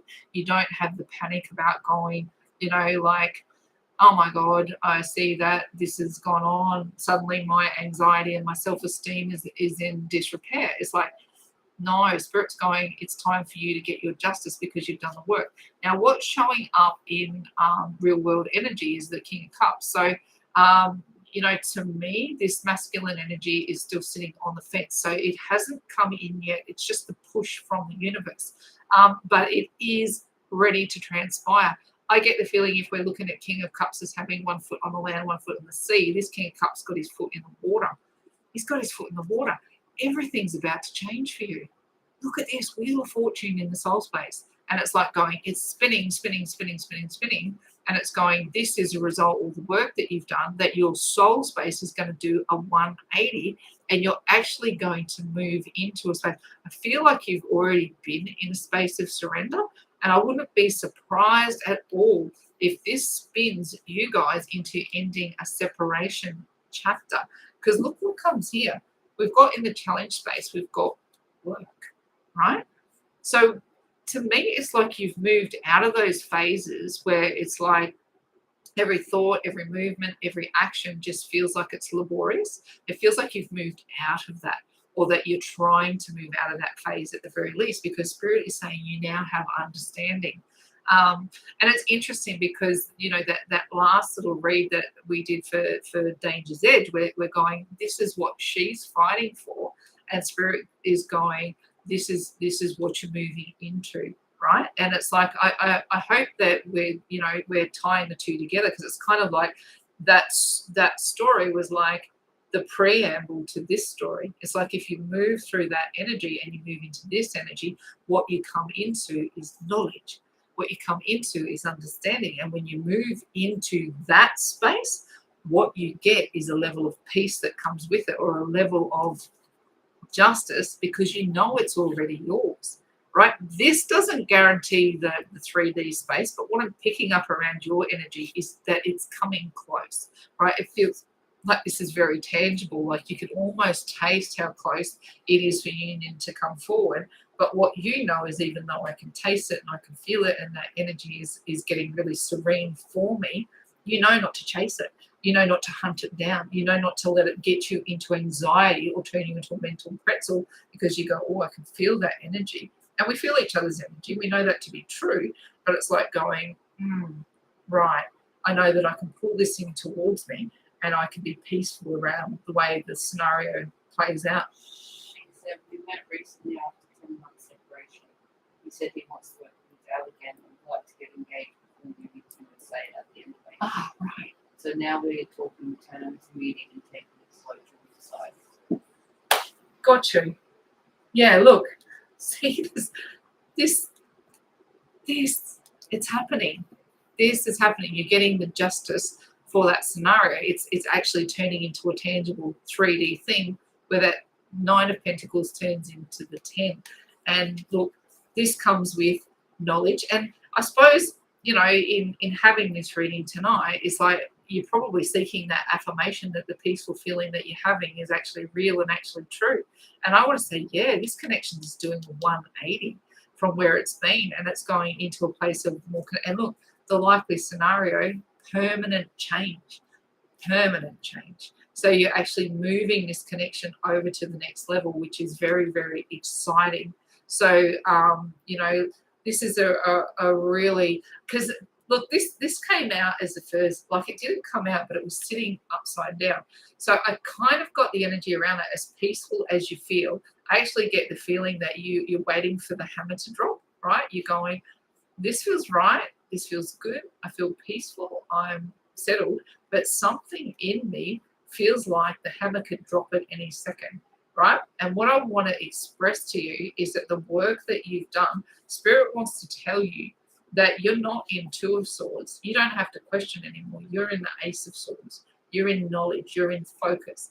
This has a sharp point on it, right? It's headed in the right direction. You are putting an end to the work. You're putting an end to the struggle. And this connection is closing out a phase. It's doing a 180. Welcome to your new life, my darling. You've got justice and 10 of Pentacles being pushed upon you. Just continue to keep, don't try and choke the energy, just let it flow. Just trust that the process is right and it's fair, and it's, the hammer's not going to drop as long as you keep trusting the divine. See this here? They've got a blindfold on, right? They're not looking for more information. They're not looking for cross-referencing ideas. And to get into the point where you are now, you've been through all that muck and now you're into focus. All right? This is a really, I feel serene for you. Mwah! All the best, my darling. All the best. One more. Did you say Rashmi? Hello, my DM is not being able to handle the current situation and he is stuck with her wife. He says he cannot leave her, but her family members are attached to this issue. Please let me know. Okay.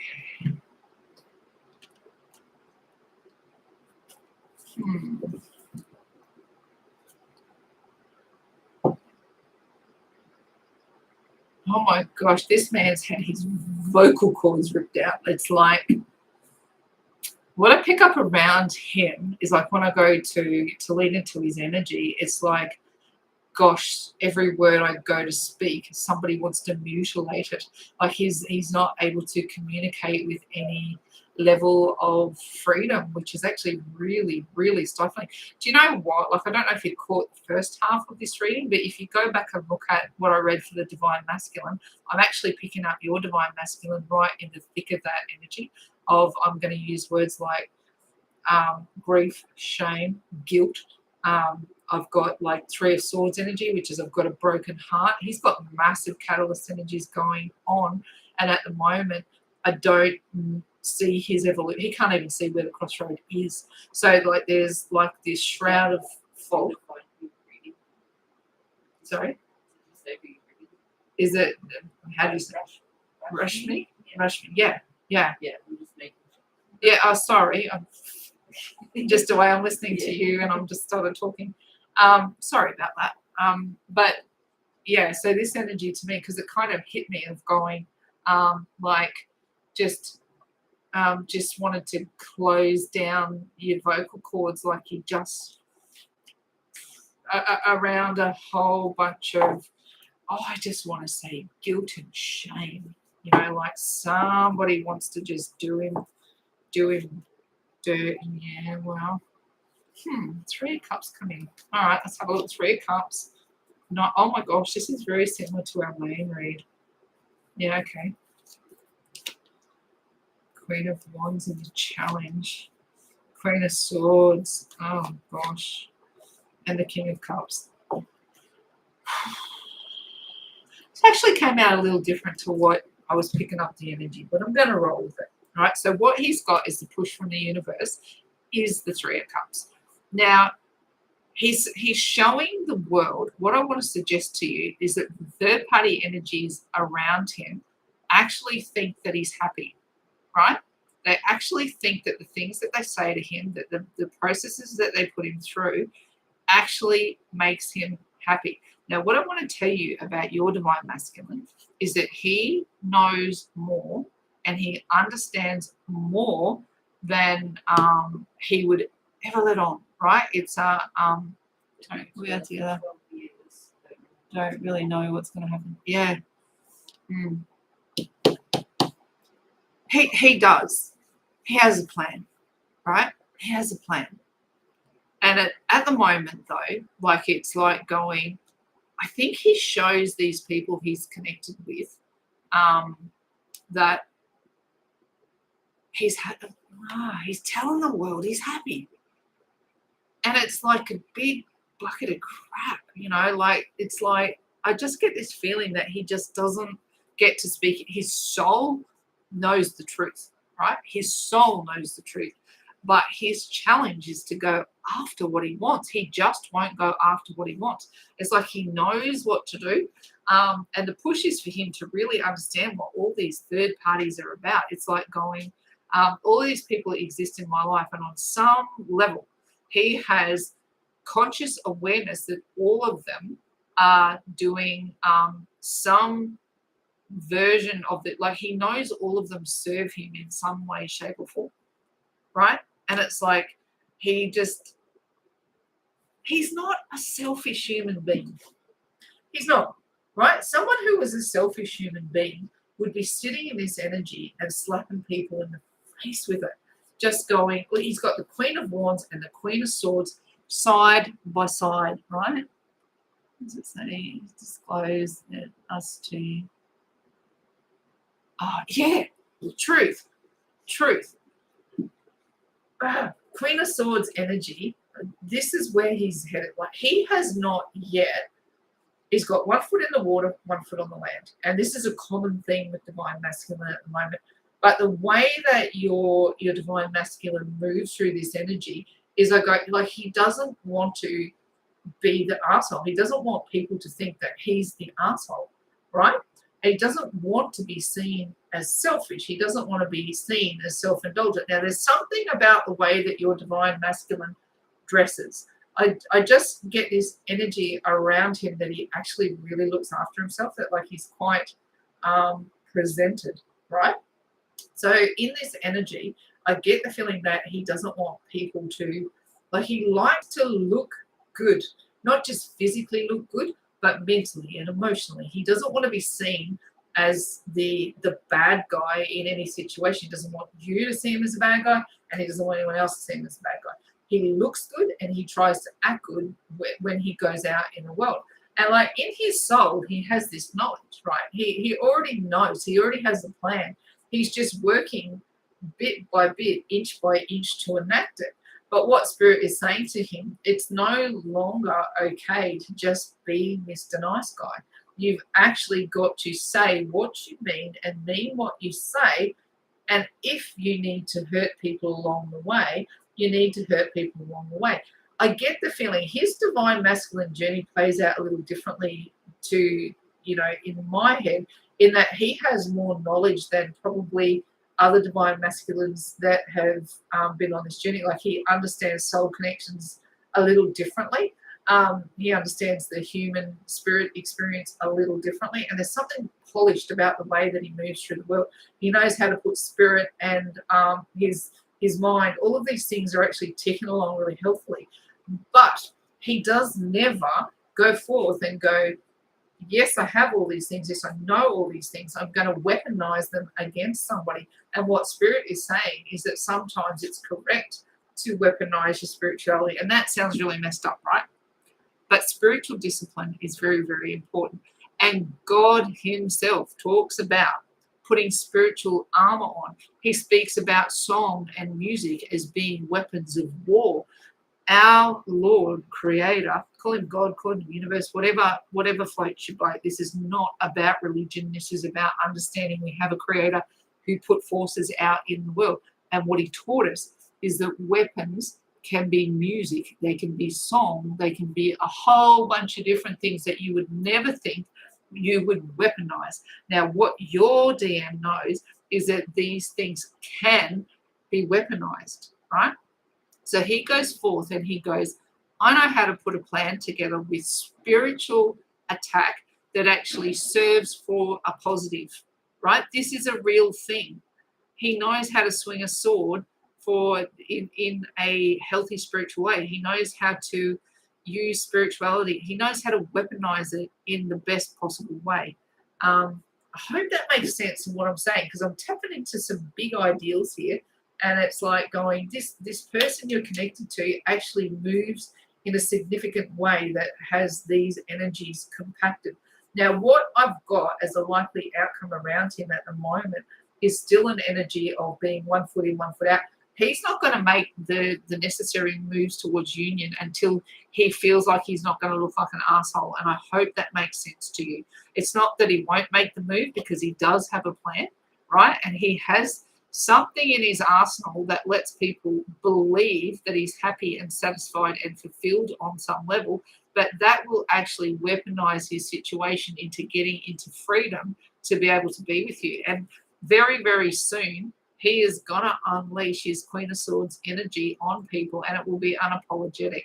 So I'm like, this one's a bit of a watch this space, because the energy against him and his ability to understand it makes him a difficult person to read, because his free will also be very, very strong. But look, I think you're definitely in that pre-harvest energy of being able to see this is going to start to have some significant changes over the coming months. It's a really fascinating read, actually. Like I'm a little bit intrigued about how your person moves, and I hope this makes sense to you, darling. Righto. I hope we've helped everybody that wanted some support along the way. I'm going to wrap our reading up for tonight, our live read. Thank you, everybody, so much for joining in with us and for allowing me to be a reader for you. I just saw your last message there, darling. That's what I'm picking up. He's got a plan. He's got knowledge. I'm like, this is an interesting read for you. You guys have got like something's playing out that's significant, and I think in the next few weeks to months, what you're going to see is like